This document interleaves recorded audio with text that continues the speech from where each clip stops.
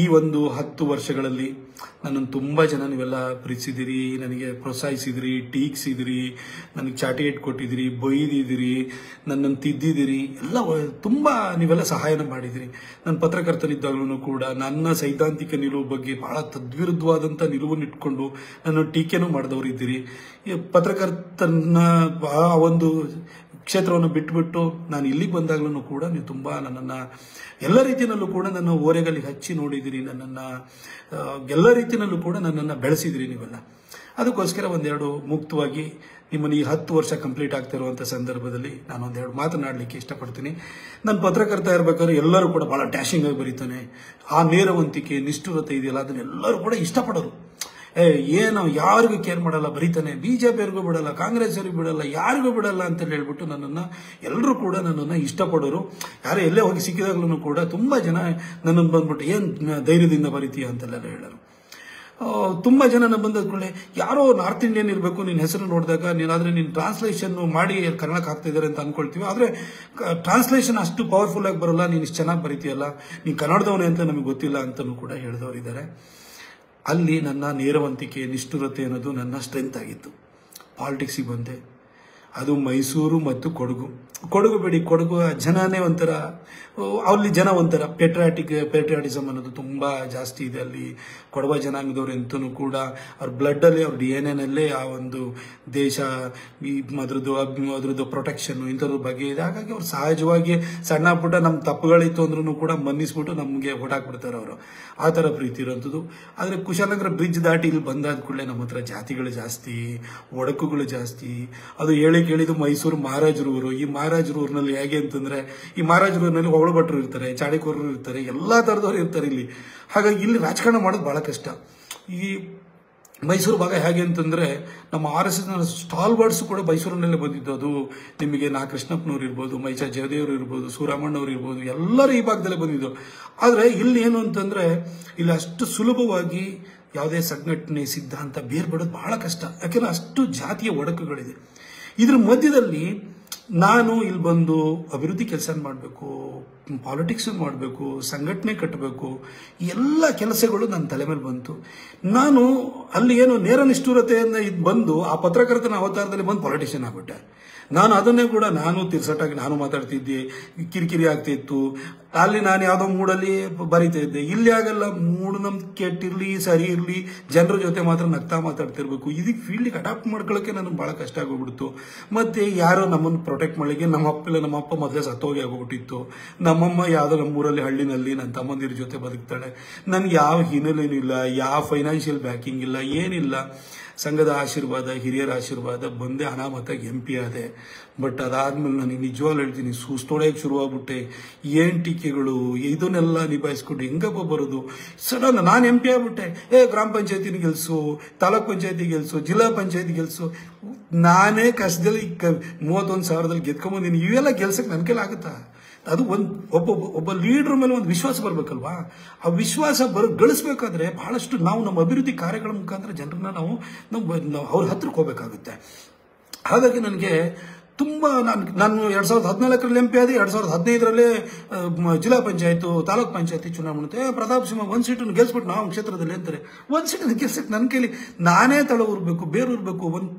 ಒಂದು ಚಿಕ್ಕ ಸಹಕಾರ ಸಂಘಗಳಿರ್ಬೋದು, ಕೃಷಿ ಪತ್ತಿನ ಸಹಕಾರ ಸಂಘಗಳಿರ್ಬೋದು, ಹಾಲ್ ಅಂಡ್ ಡೈರಿ ಇರ್ಬೋದು, ಈ ಥರದ ಒಕ್ಕೂಟಗಳಲ್ಲೆಲ್ಲ ಇಲ್ಲಿ JDS, ಕಾಂಗ್ರೆಸ್ ಬೇರೂರಿದೆ.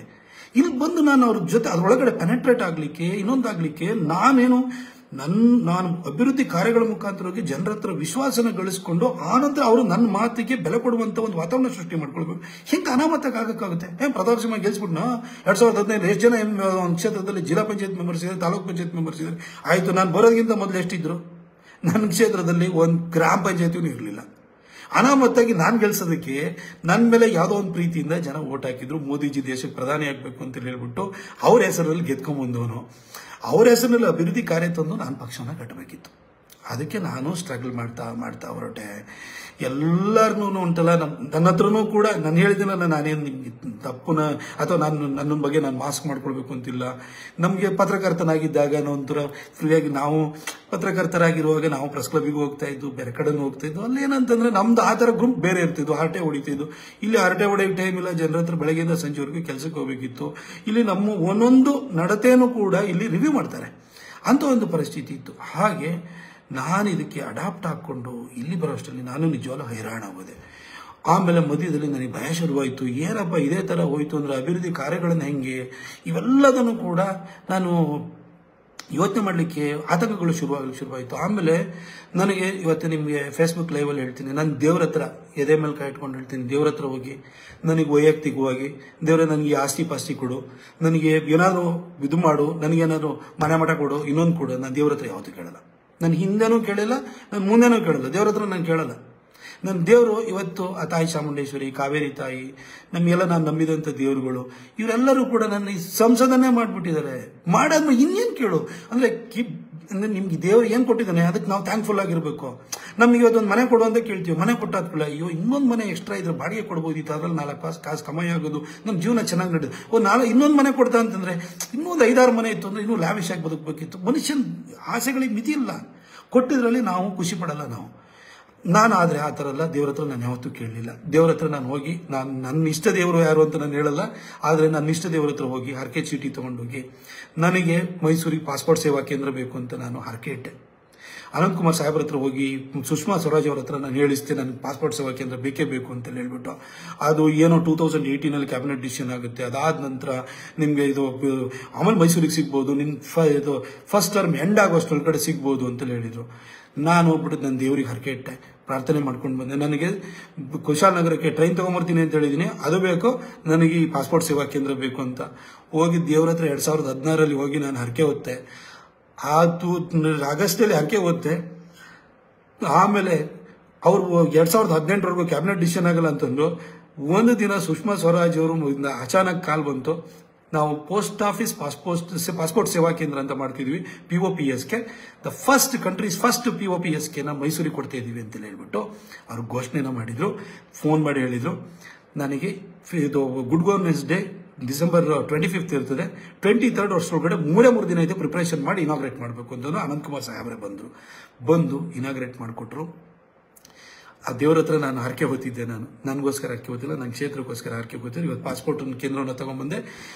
ರಿನಿವಲ್ಲು ಎಲ್ಲ ಸೇರಿಬಿಟ್ಟು 1 ಲಕ್ಷಕ್ಕಿಂತ ಜಾಸ್ತಿನ ನಾವು ಕೊಟ್ಟಿದ್ದೀವಿ. ಹಾಗೆ ಕುಶಾಲನಗರದ್ದು ಟ್ರೈನನ್ನು ಕೂಡ ನಾನು ಕೇಳ್ಕೊಂಡಿದ್ದೆ. ಅದು ಕೂಡ 2018 ಬಜೆಟ್ನಲ್ಲಿ ಪಿಂಕ್ ಬುಕ್ ಅಲ್ಲೂ ಕೂಡ ಬಂದಾಯಿತು. ಪಿಂಕ್ ಬುಕ್ ಅಂದರೆ ಕನ್ಫರ್ಮೇಷನ್ ಅಂತ ಹೇಳಿ ಅದನ್ನು ತಗೊಂಡ್ಬಂದೆ. ಹೈವೇದಿರ್ಬೋದು, ಪ್ರತಿಯೊಂದು ಕೆಲಸಕ್ಕೂ ಕೂಡ ದೇವ್ರಿಗೆ ಮೊರೆ ಹೋದೆ, ಪ್ರಾರ್ಥನೆ ಮಾಡ್ತಿದ್ದೆ, ಆನಂತರ ಸಂಕಲ್ಪ ಮಾಡ್ತಿದ್ದೆ, ಬರ್ತಾ ಇದ್ದೆ. ದೇವ್ರ ಹತ್ರ ನಾನು ಕೇಳಿದ್ದೀನಿ, ನನ್ನ ಕ್ಷೇತ್ರಕ್ಕೆ ಏನೋ ಕೊಡು ಅಂತೇಳಿ ಹೇಳ್ಬಿಟ್ಟು ನಾನು ದೇವ್ರನ್ನ ಕೇಳಿದ್ದೀನಿ ಹೊರತು ಇವತ್ತು ದೇವ್ರ ಮೇಲೆ ನಾನು ಎಲ್ಲರ ಹತ್ರ ಸುಳ್ಳು ಹೇಳೋ ಪೊಲಿಟಿಷಿಯನ್ ಅಲ್ಲ. ನಾನು ದೇವ್ರ ಹತ್ರ ನಾನು ಇವತ್ತು ಹೋಗಿ ತಾಯಿ ಚಾಮುಂಡಿ ಹತ್ರ ಹೋಗಿ ಕೂತ್ಕೊಂಡು ತಾಯಿ ನನಗೆ ಪ್ರೊಟೆಕ್ಟ್ ಮಾಡು ಅಂತ ಕೇಳ್ಕೊಳ್ತೀನಿ, ನನಗೆ ಒಳ್ಳೆ ಕೆಲಸ ಮಾಡ್ಲಿಕ್ಕೆ ಇನ್ನೂ ಶಕ್ತಿನ ಕೊಡು ಅಂತ ಕೇಳ್ತೀನಿ, ಅವಕಾಶನ ಕೊಡು ಅಂತ ಕೇಳ್ತೀನಿ. ನಾನು ವೈಯಕ್ತಿಕವಾಗಿ ಇವತ್ತು ನಾನು ಯಾವ ದೇವ್ರ ಹತ್ರನೂ ಹೋಗಿ ನಾನು ಕೇಳಲ್ಲ, ನನಗದು ಬೇಕು ಆಗಿಲ್ಲ. ನಾನು ಯಾಕೆಂದ್ರೆ ದೇವ್ರು ನನಗೆ ಕೊಟ್ಟಿದ್ದೀನಿ, ಇಷ್ಟು ಒಳ್ಳೆ ಕೆಲಸ ಮಾಡುವಂಥ ಅವಕಾಶನ ದೇವ್ರು ಕೊಟ್ಟಿದ್ದಾನೆ. ಅದಾದ ನಂತರ ನನ್ನ ಅಭಿವೃದ್ಧಿ ಕಾರ್ಯಗಳು ನಿಮ್ಗೆ ದುಡ್ಡು ಹೇಳ್ಬೋದು. ನಿಮ್ಮೆಲ್ಲರಿಗೂ ಭಾಳ ಕಾತರ ಏನು ಅಂತಂದರೆ, ಏನು ಟಿಕೆಟ್ ಸಿಗುತ್ತಾ ಇಲ್ವಾ, ಇವನೇನೋ ವ್ಯಕ್ತಪಡಿಸ್ತಾನ ಅಂತ ನೀವು ಯೋಚನೆ ಮಾಡಬೇಡಿ. ದೇವರು ಯಾವಾಗ ಎಷ್ಟು ಅವಕಾಶ ಕೊಡ್ತಾನೆ ಅದರಲ್ಲಿ ಒಳ್ಳೆ ಕೆಲಸವನ್ನು ಮಾಡಿ ಅವರಿಂದ ಶಬಾಸ್ ಅಂತ ನಾವು ಅನ್ನಿಸ್ಕೋಬೇಕು. ನಾನು ಇವತ್ತು ಯಾಕೆ ಈ ಫೇಸ್ಬುಕ್ ಲೈವ್ ಮಾಡಿದ್ದೀನಿ ಅಂತಂದರೆ, ನಾನು ಕಳೆದ 3 ದಿನದಿಂದ ಸೋಷಿಯಲ್ ಮೀಡಿಯಾ ನೋಡ್ತಾ ಇದ್ದೀನಿ, ಟ್ವಿಟರ್ ಟ್ರೆಂಡಿಂಗ್ ನೋಡ್ತಾ ಇದ್ದೀನಿ, ನಮಗೆ ವಾಟ್ಸಪ್ಪಲ್ಲಿ ಬರೋ ಮೆಸೇಜ್ ನೋಡ್ತಾ ಇದ್ದೀನಿ, ಕಾಲ್ಸನ್ನು ನೋಡ್ತಾ ಇದ್ದೀನಿ. ಅದೇ ರೀತಿಯಲ್ಲಿ ನಿಮಗೆ ನೀವು ಪೋಸ್ಟ್ಗಳನ್ನೆಲ್ಲ ಹಾಕೊಳ್ತಿದ್ರಲ್ಲ ಫೇಸ್ಬುಕ್ಕಲ್ಲಿ, ಎಲ್ಲ ಇನ್ಸ್ಟಾ ಪೋಸ್ಟ್ಗಳೆಲ್ಲ ನೋಡ್ತಾ ಇದ್ದೀನಿ. ನಿಜ ಹೇಳ್ತೀನಿ, I am thankful to my God Narendra Modiji. ನನಗೆ ಇವತ್ತು ಇಷ್ಟು ಅವಕಾಶನ ಅವ್ರ ಹೆಸರಿನಲ್ಲಿ ಗೆದ್ಕೊಂಡ್ಬಂದಿದ್ದೀನಿ. ನನ್ನ ಇಷ್ಟ ದೇವತೆ ಚಾಮುಂಡೇಶ್ವರಿ, ಕಾವೇರಿ ತಾಯಿ, ನನ್ನ ಏನೋ ಮನೆ ದೇವರು ಬೇರೆ, ಹೀಗೆ ನನ್ನ ಇಷ್ಟ ದೇವರು ಅವ್ರಿಗೆ ಯಾವಾಗಲೂ ನನ್ನ ಪ್ರತಿನಿತ್ಯನೂ ಕೂಡ ನಾನು ಏನೋ ಅವರಿಗೆ ನಾನು ಪ್ರಾರ್ಥನೆಯನ್ನು ಮಾಡ್ತಿರ್ತೀನಿ. ಆದರೆ ಪ್ರತಾಪ್ ಸಿಂಹ ಒಬ್ಬ ಸಾಮಾನ್ಯ ಪತ್ರಕರ್ತನನ್ನು ಬಂದು ಅನಾಮತಾಗಿ ಟಿಕೆಟ್ ಕೊಟ್ಟು ಮೈಸೂರಿಗೆ ರಾಮನವಮಿ ದಿನ 2014 ಏಪ್ರಿಲ್ 8ನೇ ತಾರೀಕು ಬಂದು ಮಹಾರಾಜ ಗ್ರೌಂಡಲ್ಲಿ ನಿಂತ್ಕೊಂಡು ನನ್ನ ಕೈ ಎತ್ತಿಬಿಟ್ಟು ಪ್ರತಾಪ್ ಸಿಂಹನ ಗೆಲ್ಲಿಸಿ ಅಂತ ಹೇಳಿ ಒಬ್ಬ ಪತ್ರಕರ್ತನನ್ನು ಏಕಾಏಕಿ ಸಂಸದನನ್ನು ಮಾಡಿದವರು ನರೇಂದ್ರ ಮೋದಿಜಿಯವರು. ಅವ್ರ ಹೆಸರಲ್ಲಿ ಗೆದ್ದವು ನಾನು. 2019ರಲ್ಲೂ ಅವ್ರ ಹೆಸರಿನಲ್ಲಿ ಗೆದ್ದಿದ್ದು. ನಾನು ಇವತ್ತು ಇಷ್ಟು ಕೆಲಸ ಮಾಡಿದ್ದೇನಲ್ಲ, ನನ್ನ ಮೋದಿಜಿ ಕೊಟ್ಟಿರೋದು ಕೆಲಸಗಳು. ಇದು ಪ್ರತಾಪ್ ಸಿಂಹ ಮುಂದೆ ಏನಂತಲ್ಲ, ಇವತ್ತು ಜನ ದೇಶಕ್ಕೆ ಮೋದಿ ಬೇಕು ಅಂತಾರೆ, ಹಾಗೆ ಕ್ಷೇತ್ರಕ್ಕೂ ಒಬ್ಬ ಛೋಟಾ ಮೋದಿ ಬೇಕು ಅಂತ ಹೇಳ್ತಾರೆ. ಒಬ್ಬ ಚಿಕ್ಕ ಮೋದಿ ನಮ್ಮಿಲ್ಲೂ ಬೇಕು, ಇಲ್ಲೂ ನಮ್ಮ ಕೆಲಸನೂ ಮಾಡಬೇಕು, ದೇಶಕ್ಕೂ ಅವ್ರು ಕೆಲಸ ಮಾಡ್ತಾರೆ, ಅವ್ರು ಬೇಕು, ಅದಕ್ಕೋಸ್ಕರ ನಮಗೆ ಓಟ್ ಹಾಕ್ತಾರೆ. ಅದೇ ತರ ನಮ್ಮಲ್ಲೂ ಒಂದು ಸಣ್ಣ ಪ್ರಮಾಣದ ಮೋದಿಯನ್ನು ಅವ್ರು ಎಕ್ಸ್ಪೆಕ್ಟ್ ಮಾಡ್ತಾರೆ. ಅದಕ್ಕೆ ಯಾವತ್ತೂ ಅನ್ಯಾಯ ಮಾಡಿದ್ರೆ ನಾವು ಕೆಲಸ ಮಾಡಬೇಕು. 10 ವರ್ಷದಿಂದ ನಾನು ಕೆಲಸವನ್ನು ಮಾಡಿದ್ದೀನಿ. 12 ಟ್ರೈನು, ನಾಳೆದು 13ನೇ ಟ್ರೈನು. ಅದು ಏಪ್ರಿಲ್ 5ಕ್ಕೆ ಬರುತ್ತೆ ಅಷ್ಟೇ. ಇಷ್ಟು ಟ್ರೈನ್ ತಂದೀನಿ. 2014ಕ್ಕಿಂತ ಮೊದಲು 10 ವರ್ಷ ಹೋಗಿ 2004ರಿಂದ 2014ರವರೆಗೂ ಎಷ್ಟು ಟ್ರೈನ್ ಬಂದಿದೆ ಅಂತ ನೋಡಿ. ಒಂದು ಟ್ರೈನ್ ಇದ್ರೆ ಹೇಳ್ಬಿಡಿ ನೋಡೋಣ. ನಾನು ನಿಮಗೆ ಇನ್ನೂ ಒಂದು ಉದಾಹರಣೆ ಹೇಳಬೇಕು. ಜನ ಎಷ್ಟು ನನ್ನ ಪ್ರೀತಿಸ್ತಾರೆ ಅನ್ನೋದಕ್ಕೆ 1989ರಿಂದ 2019ರವರೆಗೂ 30 ವರ್ಷಗಳಲ್ಲಿ ಮೈಸೂರಿನಲ್ಲಿ ಯಾವ ವ್ಯಕ್ತಿನೂ ಕೂಡ ರಿಪೀಟ್ ಮಾಡಿಲ್ಲ. ಎಲ್ಲರೂ ಇನ್ಕ್ಲೂಡಿಂಗ್ ಮಹಾರಾಜರನ್ನ, ಶ್ರೀಕಂಠದತ್ತ ನರಸಿಂಹರಾಜ ಒಡೆಯರನ್ನು ಕೂಡ ಜನ ಸೋಲಿಸಿದ್ದಾರೆ. 91ಅಲ್ಲಿ ಸೋಲಿಸಿದ್ರು. ಅವಾಗೇನೋ ಸಿಂಬಲ್ ಮಿಸ್ಟೇಕ್ ಆಗಿ ಸೋಲ್ಸ್ಬಿಟ್ಟಿದ್ದಾರೆ ಅಂತ ಅಂದ್ರೂ ಕೂಡ 2004ರಲ್ಲಿ ಮಹಾರಾಜರನ್ನ 3ನೇ ಪ್ಲೇಸಿಗೆ ಕಳಿಸ್ಬಿಟ್ರು ಜನ. ಇವತ್ತೇನು ಅಂತಂದ್ರೆ ಅವ್ರ ಮನೆ ಬಾಗಿಲಕಾಯಿಯವರು ಬೇಕು, ಜನ ಹೋಗಿ ಬೇರೆಯವ್ರ ಮನೆ ಬಾಗಿಲಕಾಯಬಾರ್ದು. ನಾನು ನನ್ನನ್ನು 2014ರಲ್ಲಿ ಗೆಲ್ಸಾದ ನಂತರ ನನ್ನ ಸಿಟ್ಟು ಸೆಡವುಗಳ ಆಚೆಗೂ ಕೂಡ ನಾನು ಯಾವಾಗಲೂ ಕೂಡ ಜನ ಬಂದು ಸಾರ್ ನಮಸ್ಕಾರ ಸಾರ್ ಸಾಹೇಬ್ರೇ ಅಂತ ಅನ್ನೋರು. ನಾನು ಯಾವಾಗಲೂ ಕೂಡ ಸಾರ್ ಬೇಕಾದ್ರೆ ಹೇಳಿ, ಕೈ ಮುಗಿಯಕ್ಕೆ ಬರಬೇಡಿ, ಕಾಲಿಗೆ ನಮಸ್ಕಾರ ಮಾಡಕ್ಕೆ ಬರಬೇಡಿ ಅಂತ ಹೇಳ್ತೀನಿ. ಯಾಕೆಂದ್ರೆ ಚುನಾವಣೆ ಬಂದ್ರೆ ಅವ್ವ ಅಕ್ಕ ಓಟಕವ್ವ, ಒಂದಿದು ತಾವರೆ ಹೋಗಿ ಓಟಕವ್ವ ಅಂತ ನಾವೇ ಹೇಳ್ತೀವಿ. ನಾವು ಅವ್ರ ಹತ್ರ ಕೈ ಮುಗಿತೀವಿ. ನೀವು ನಮ್ಮನ್ನು ಗೆಲ್ಸಿ, ನಿಮ್ಮ ಮನೆ ಬಾಗ್ಲಿ ನಾ ಕೈ ಮುಕ್ಕೊಂಡು ಬಂದಿರ್ತೀನಿ. ನನ್ನನ್ನು ನೀವು ಗೆಲ್ಸಾದ್ಮೇಲೆ ನೀವು ನನ್ನನ್ನು ಸಾಹೇಬ್ರೆ ಅಂತ ಯಾಕೆ ಕೈ ಮುಗಿತೀರಿ? ನಿಮ್ಮ ಹಕ್ಕು ನೀವು ಕೇಳಿ. ಆದರೆ ತುಂಬ ದೊಡ್ಡ ಕಥೆನ ಹೇಳಕ್ ಹೋಗ್ಬೇಡಿ. ಕೆಲಸ ಏನೇನಿರುತ್ತೋ ನೀವೆಷ್ಟೇ ಹೇಳಿದ್ರು ಕೂಡ ಇಂಥವ್ರಿಗೆ ಫೋನ್ ಮಾಡ್ಬೇಕಲ್ವಾ, ನಿಮ್ಮ ಇಂಥ ಕೆಲಸ ಆಗ್ಬೇಕಲ್ಲ, ನೇರವಾಗಿ ಹೇಳಿ. ಆಗ ನನ್ನ ಟೈಮು ಸೇವ್ ಆಗುತ್ತೆ, ನಾನು ಇಮಿಡಿಯೇಟಾಗಿ ನಿಮ್ಗೆ ಮಾಡ್ತೀನಿ. ನನಗೆ ಪೇಷನ್ಸ್ ಸ್ವಲ್ಪ ಕಮ್ಮಿ, ದಯವಿಟ್ಟು ಹಿಂಗೆ ಮಾಡಿದ್ದೇನೆ, ಅಳಬೇಡಿ ಅಂತ ನಾನು ಯಾವಾಗಲೂ ಹೇಳ್ತೀನಿ. ನಾನು ಹೇಳ್ತೀನಿ, ನನ್ನ ಮಗಳನ್ನೂ ಕೂಡ ನಾನು ಅಳೋದನ್ನು ಸಹಿಸಲ್ಲ, ನನ್ನ ಮಗಳಿಗೂ ಪೆಟ್ಕೊಡ್ತೀನಿ ಹತ್ರ. ಅದೇ ಈ ಥರ ನೀವು ಅಳಬೇಡಿ, ಯಾಕಂದರೆ ನಾನು ಕಷ್ಟದಿಂದ ಬಂದಿರೋನು. ನನ್ನ ತಾಯಿ ಹೋಟ್ಲಿಗೆ ಹಾಲು ಕರ್ಕೊಂಡು ನನ್ನ ತಮ್ಮಂದಿರು ಹಾಕೋರು, ನಾನು ರಜೆನಲ್ಲಿ ನಾನು ಹೋಟ್ಲಿಗೆ ಹಾಲು ಹಾಕಿದ್ದೀನಿ, ದನ ಕಾಯ್ದಿದ್ದೀನಿ. ಅಲ್ಲಿಂದ ಬಂದರೆ ನೀವು ನನಗೆ ಕಷ್ಟನ ನೀವು ಕಣ್ಣೀರಿನ ಮುಖಾಂತರವಾಗಿ ಹಾವಭಾವಗಳ ಮುಖಾಂತರ ವ್ಯಕ್ತ ಮಾಡೋ ಅಗತ್ಯನೇ ಇಲ್ಲ. ನಾನು ಕಷ್ಟದ ಜೊತೆನೇ ಬದುಕಿರೋನು. ಹಾಗಾಗಿ ನೀವು ಹೇಳಬೇಡಿ, ನೀವು ವಿಚಾರ ಹೇಳಿ ಸಾಕು ಅಷ್ಟೇ. ನೀವು ಹೇಳಬೇಡಿ ನಿಮ್ಮ ಮಕ್ಕಳ ಫೀಸು. ಇನ್ನೊಂದು ನಾನು ನಿಮ್ಗೆ ಹೇಳ್ತೀನಿ, 100 ಚಿಲ್ಲರೆ ಮಕ್ಕಳಿಗೆ ನಾನು ಕೇಂದ್ರೀಯ ವಿದ್ಯಾಲಯ ಸೀಟ್ ಕೊಡಿಸಿದ್ದೀನಿ. ಅದರಲ್ಲಿ ನನ್ನ ಆಫೀಸಿಗೆ ಬರೋರು cancer 3rd stage 4th stage ಇನ್ನೇನು ಉಳಿಯಲ್ಲ ಅಂತ ಬರ್ತಾರೆ. ಅವರು ಬಂದು ಅಳುವಾಗ ನಾನೇನು ಮಾಡ್ತೀನಿ ಗೊತ್ತಾ, ಅಮ್ಮ ನಿಮಗೆ ನಾನು ನಿಮ್ಮ ಜೀವ ಉಳ್ಸೋಕ್ಕಾಗಲ್ಲ, ಪ್ರೈಮ್ ಮಿನಿಸ್ಟರ್ ರಿಲೀಫ್ ಫಂಡಲ್ಲಿ ನಾನು ದುಡ್ಡು ತರಿಸ್ಕೊಡ್ತೀನಿ, ಆದರೆ ನಿಮ್ಮ ಒಂದು ಮಗು ಇದೆಯಲ್ಲ ಅವ್ರ ಕೇಂದ್ರೀಯ ವಿದ್ಯಾಲಯ ಸೀಟ್ ಕೊಡಿಸ್ತೀನಿ. ವರ್ಷಕ್ಕೆ 6,000 ರೂಪಾಯಿ ಫೀಸ್ ಬರುತ್ತೆ. ಮಗುನ ಲೈಫನ್ನು ಸೆಟ್ಲ್ ಮಾಡ್ಕೊಡ್ತೀನಿ ಅಂತ ನಾನು ಎಷ್ಟೋ ಜನಕ್ಕೆ ಕೇಂದ್ರೀಯ ವಿದ್ಯಾಲಯ ಸೀಟ್ಸನ್ನು ನಾನು ಕೊಡಿಸಿದ್ದೀನಿ. ಆ ತೃಪ್ತಿನೂ ಇದೆ ನನಗೆ. ಹೀಗೆ ನಾನು ಈ ಪಾಲಿಟಿಕ್ಸನ್ನು ಇದು ಮಾಡ್ತಾ 2019ಕ್ಕೆ ಬರಬೇಕಾದ್ರೆ ಯಾರೂ ರಿಪೀಟ್ ಮಾಡಿರಲಿಲ್ಲ ಜನ. ಹಾಗಾಗಿ ನನಗೆ ಜನ ಒಳ್ಳೆ ಕೆಲಸ ಮಾಡೋ ಮುಖಾಂತರನೇ ಅವ್ರ ಹೃದಯದಲ್ಲಿ ಸ್ಥಾನ ಪಡ್ಕೊಳ್ಬೇಕು ಅಂತ ಭಾಳ ಪ್ರಯತ್ನ ಮಾಡಿದೆ. ಆ ಟೈಮಲ್ಲಿ ಬಾಲ್ಕೋಟ್ ಅಟ್ಯಾಕ್ ಆಯಿತು, ದೇಶಕ್ಕೊಬ್ಬ ಗಂಡು ಮಗ ಪ್ರಧಾನಿಯಾಗಿ ಸಿಕ್ಕಿದ್ದಾನೆ, ಅವನು ಉಳಿಸ್ಕೊಳ್ಬೇಕು ಅಂತ ಹೇಳಿ ನಮ್ಮ ಎಷ್ಟೋ ತಪ್ಪುಗಳನ್ನು, ನಮ್ಮ ಎಷ್ಟೋ ಎಡವಟ್ಟುಗಳನ್ನು ಕೂಡ ಮನ್ನಿಸ್ಬಿಟ್ಟು ಜನ ನನ್ನನ್ನು ಗೆಲ್ಲಿಸ್ಬಿಟ್ರು. ಮತ್ತೊಂದು ಸರಿ 1,40,000 ಹೆಚ್ಚು ಕಡಿಮೆ ಓಟ್ ಕೊಟ್ಟು ಗೆಲ್ಲಿಸಿದ್ರು. ಸೋಮಣ್ಣ ಸಾಹೇಬರು ನಮ್ಮಿಲ್ಲಿಗೆ ಉಸ್ತುವಾರಿ ಸಚಿವರಾಗಿ ಬಂದರು. ಬೆಳಗ್ಗೆ 6 ಗಂಟೆಗೆ ಬಂದು ಎಬ್ಬಿಸಿ ಕಾರ್ಪೊರೇಷನ್ದು ಏನು ಮೋರಿ ಕ್ಲೀನ್ ಮಾಡಿಸೋದ್ರಿಂದ ಹಿಡಿದು ಎಲ್ಲ ಕೆಲಸದ ಬಗ್ಗೆ ಪಾಠ ಕಲಿಸ್ಕೊಟ್ರು ಅವ್ರು ನನಗೆ. ಅಲ್ಲಿಂದ ನಾನು ತುಂಬ ಕಷ್ಟಪಟ್ಟು ಕ್ಷೇತ್ರ ಜನ ಕೆಲಸ ಮಾಡಬೇಕು ಅಂತ ಮಾಡಿದೆ.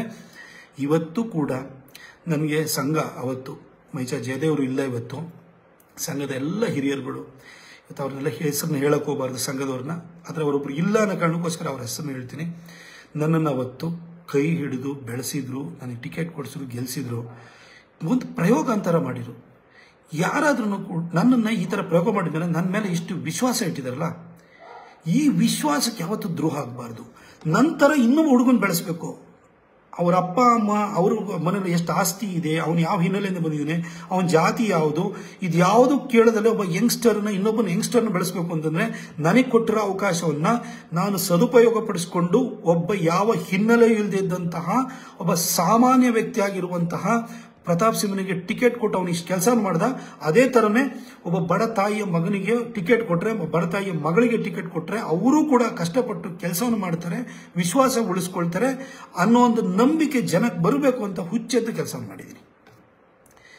ಮನೆ ಕಸ ತೆಗೆಸೋದ್ರಿಂದಲೂ ಮಾಡಿದ್ದೀನಿ. ಸ್ವಚ್ಛ ಭಾರತ್ ಮಿಷನ್ ಒಳಗಡೆ ಊರಲ್ಲಿ ಸ್ಮಶಾನ ಮಾಡಿಸೋದ್ರಿಂದ, ಕಸ ವಿಲೇವಾರಿ ವಾಹನಗಳು ಕೊಡಿಸೋದ್ರಿಂದ ನನ್ನ ಇದರಲ್ಲಿ ಅಷ್ಟು ಪಂಚಾಯತ್ಗಳಿಗೆ ಪಂಚಾಯತ್ ಸೇವಾ ಕೇಂದ್ರಗಳನ್ನ ಮಾಡಿಸೋದ್ರಿಂದ ಮೊದಲು ರಾಜೀವ್ ಗಾಂಧಿ ಸೇವಾ ಕೇಂದ್ರ ಅಂತ ಇತ್ತು, ಚೇಂಜ್ ಮಾಡಿಸಿದೆ. ಏನು ರಾಜೀವ್ ಗಾಂಧಿ ಸೇವಾ ಕೇಂದ್ರ ಹಾಕಿಡ್ಬೇಕು, ಅದು ಭಾರತ್ ನಿರ್ಮಾಣ ಪಂಚಾಯತ್ ಸೇವಾ ಕೇಂದ್ರ ಅಂತ ಮಾಡಿಸಿದ್ರು. ನಾನು ಗಿರಿರಾಜ್ ಸಿಂಗ್ ಅವ್ರ ಹತ್ರ ಗಲಾಟೆ ಮಾಡಿದೆ.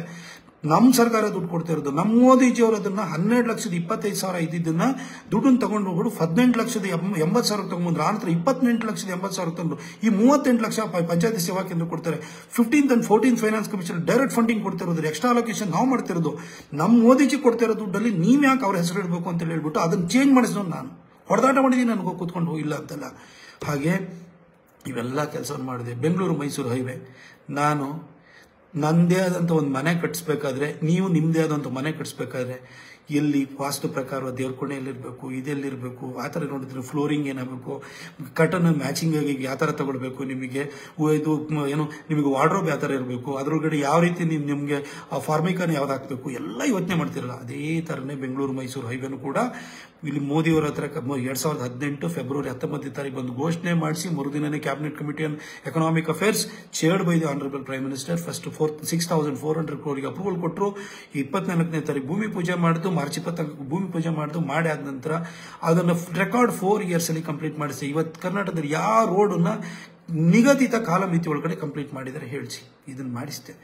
ಒಂದೊಂದು ಹೋಗಿ ನೀರು ನಿಲ್ತು, ಸರ್ವಿಸ್ ರೋಡನ್ನ ಫಸ್ಟ್ ಮಾಡಿಕೊಂಡು ಮೇನ್ ಕ್ಯಾರೇಜ್ ಏನ್ ಮಾಡ್ಬೇಕಾದ್ರೆ ಸರ್ವಿಸ್ ರೋಡಿಗೆ ಟ್ರಾಫಿಕ್ ಜಾಮ್ ಇದು ಡೈವರ್ಟ್ ಮಾಡಿರ್ತಿದ್ದು, ಕಾಂಪ್ಯಾಕ್ಷನ್ ಆಗ್ಬೇಕಾದ್ರೆ ವಾಯ್ಡ್ ಕ್ರಿಯೇಟ್ ಆಗುತ್ತೆ. ನಾವು ವರ್ಕ್ ವಿತ್ ನೇಚರ್ ಅಲ್ವಾ, ಹಾಗಾಗಿ ನಾವು ಪ್ರಕೃತಿ ಜೊತೆಗೆ ನಾವು ಕೆಲಸ ಮಾಡುವಾಗ ಸಮಸ್ಯೆಗಳಾಗುತ್ತವೆ. ಅದನ್ನೆಲ್ಲ ಮಾಡಿಸಿ ಬಿರುಕ್ಬಿಟ್ಟಿದೆ ಅಂತಂದ್ರು, ನೀರು ತುಂಬಿದೆ ಅಂದ್ರು, ಎಲ್ಲದನ್ನು ಕೇಳ್ಕೊಂಡೆ.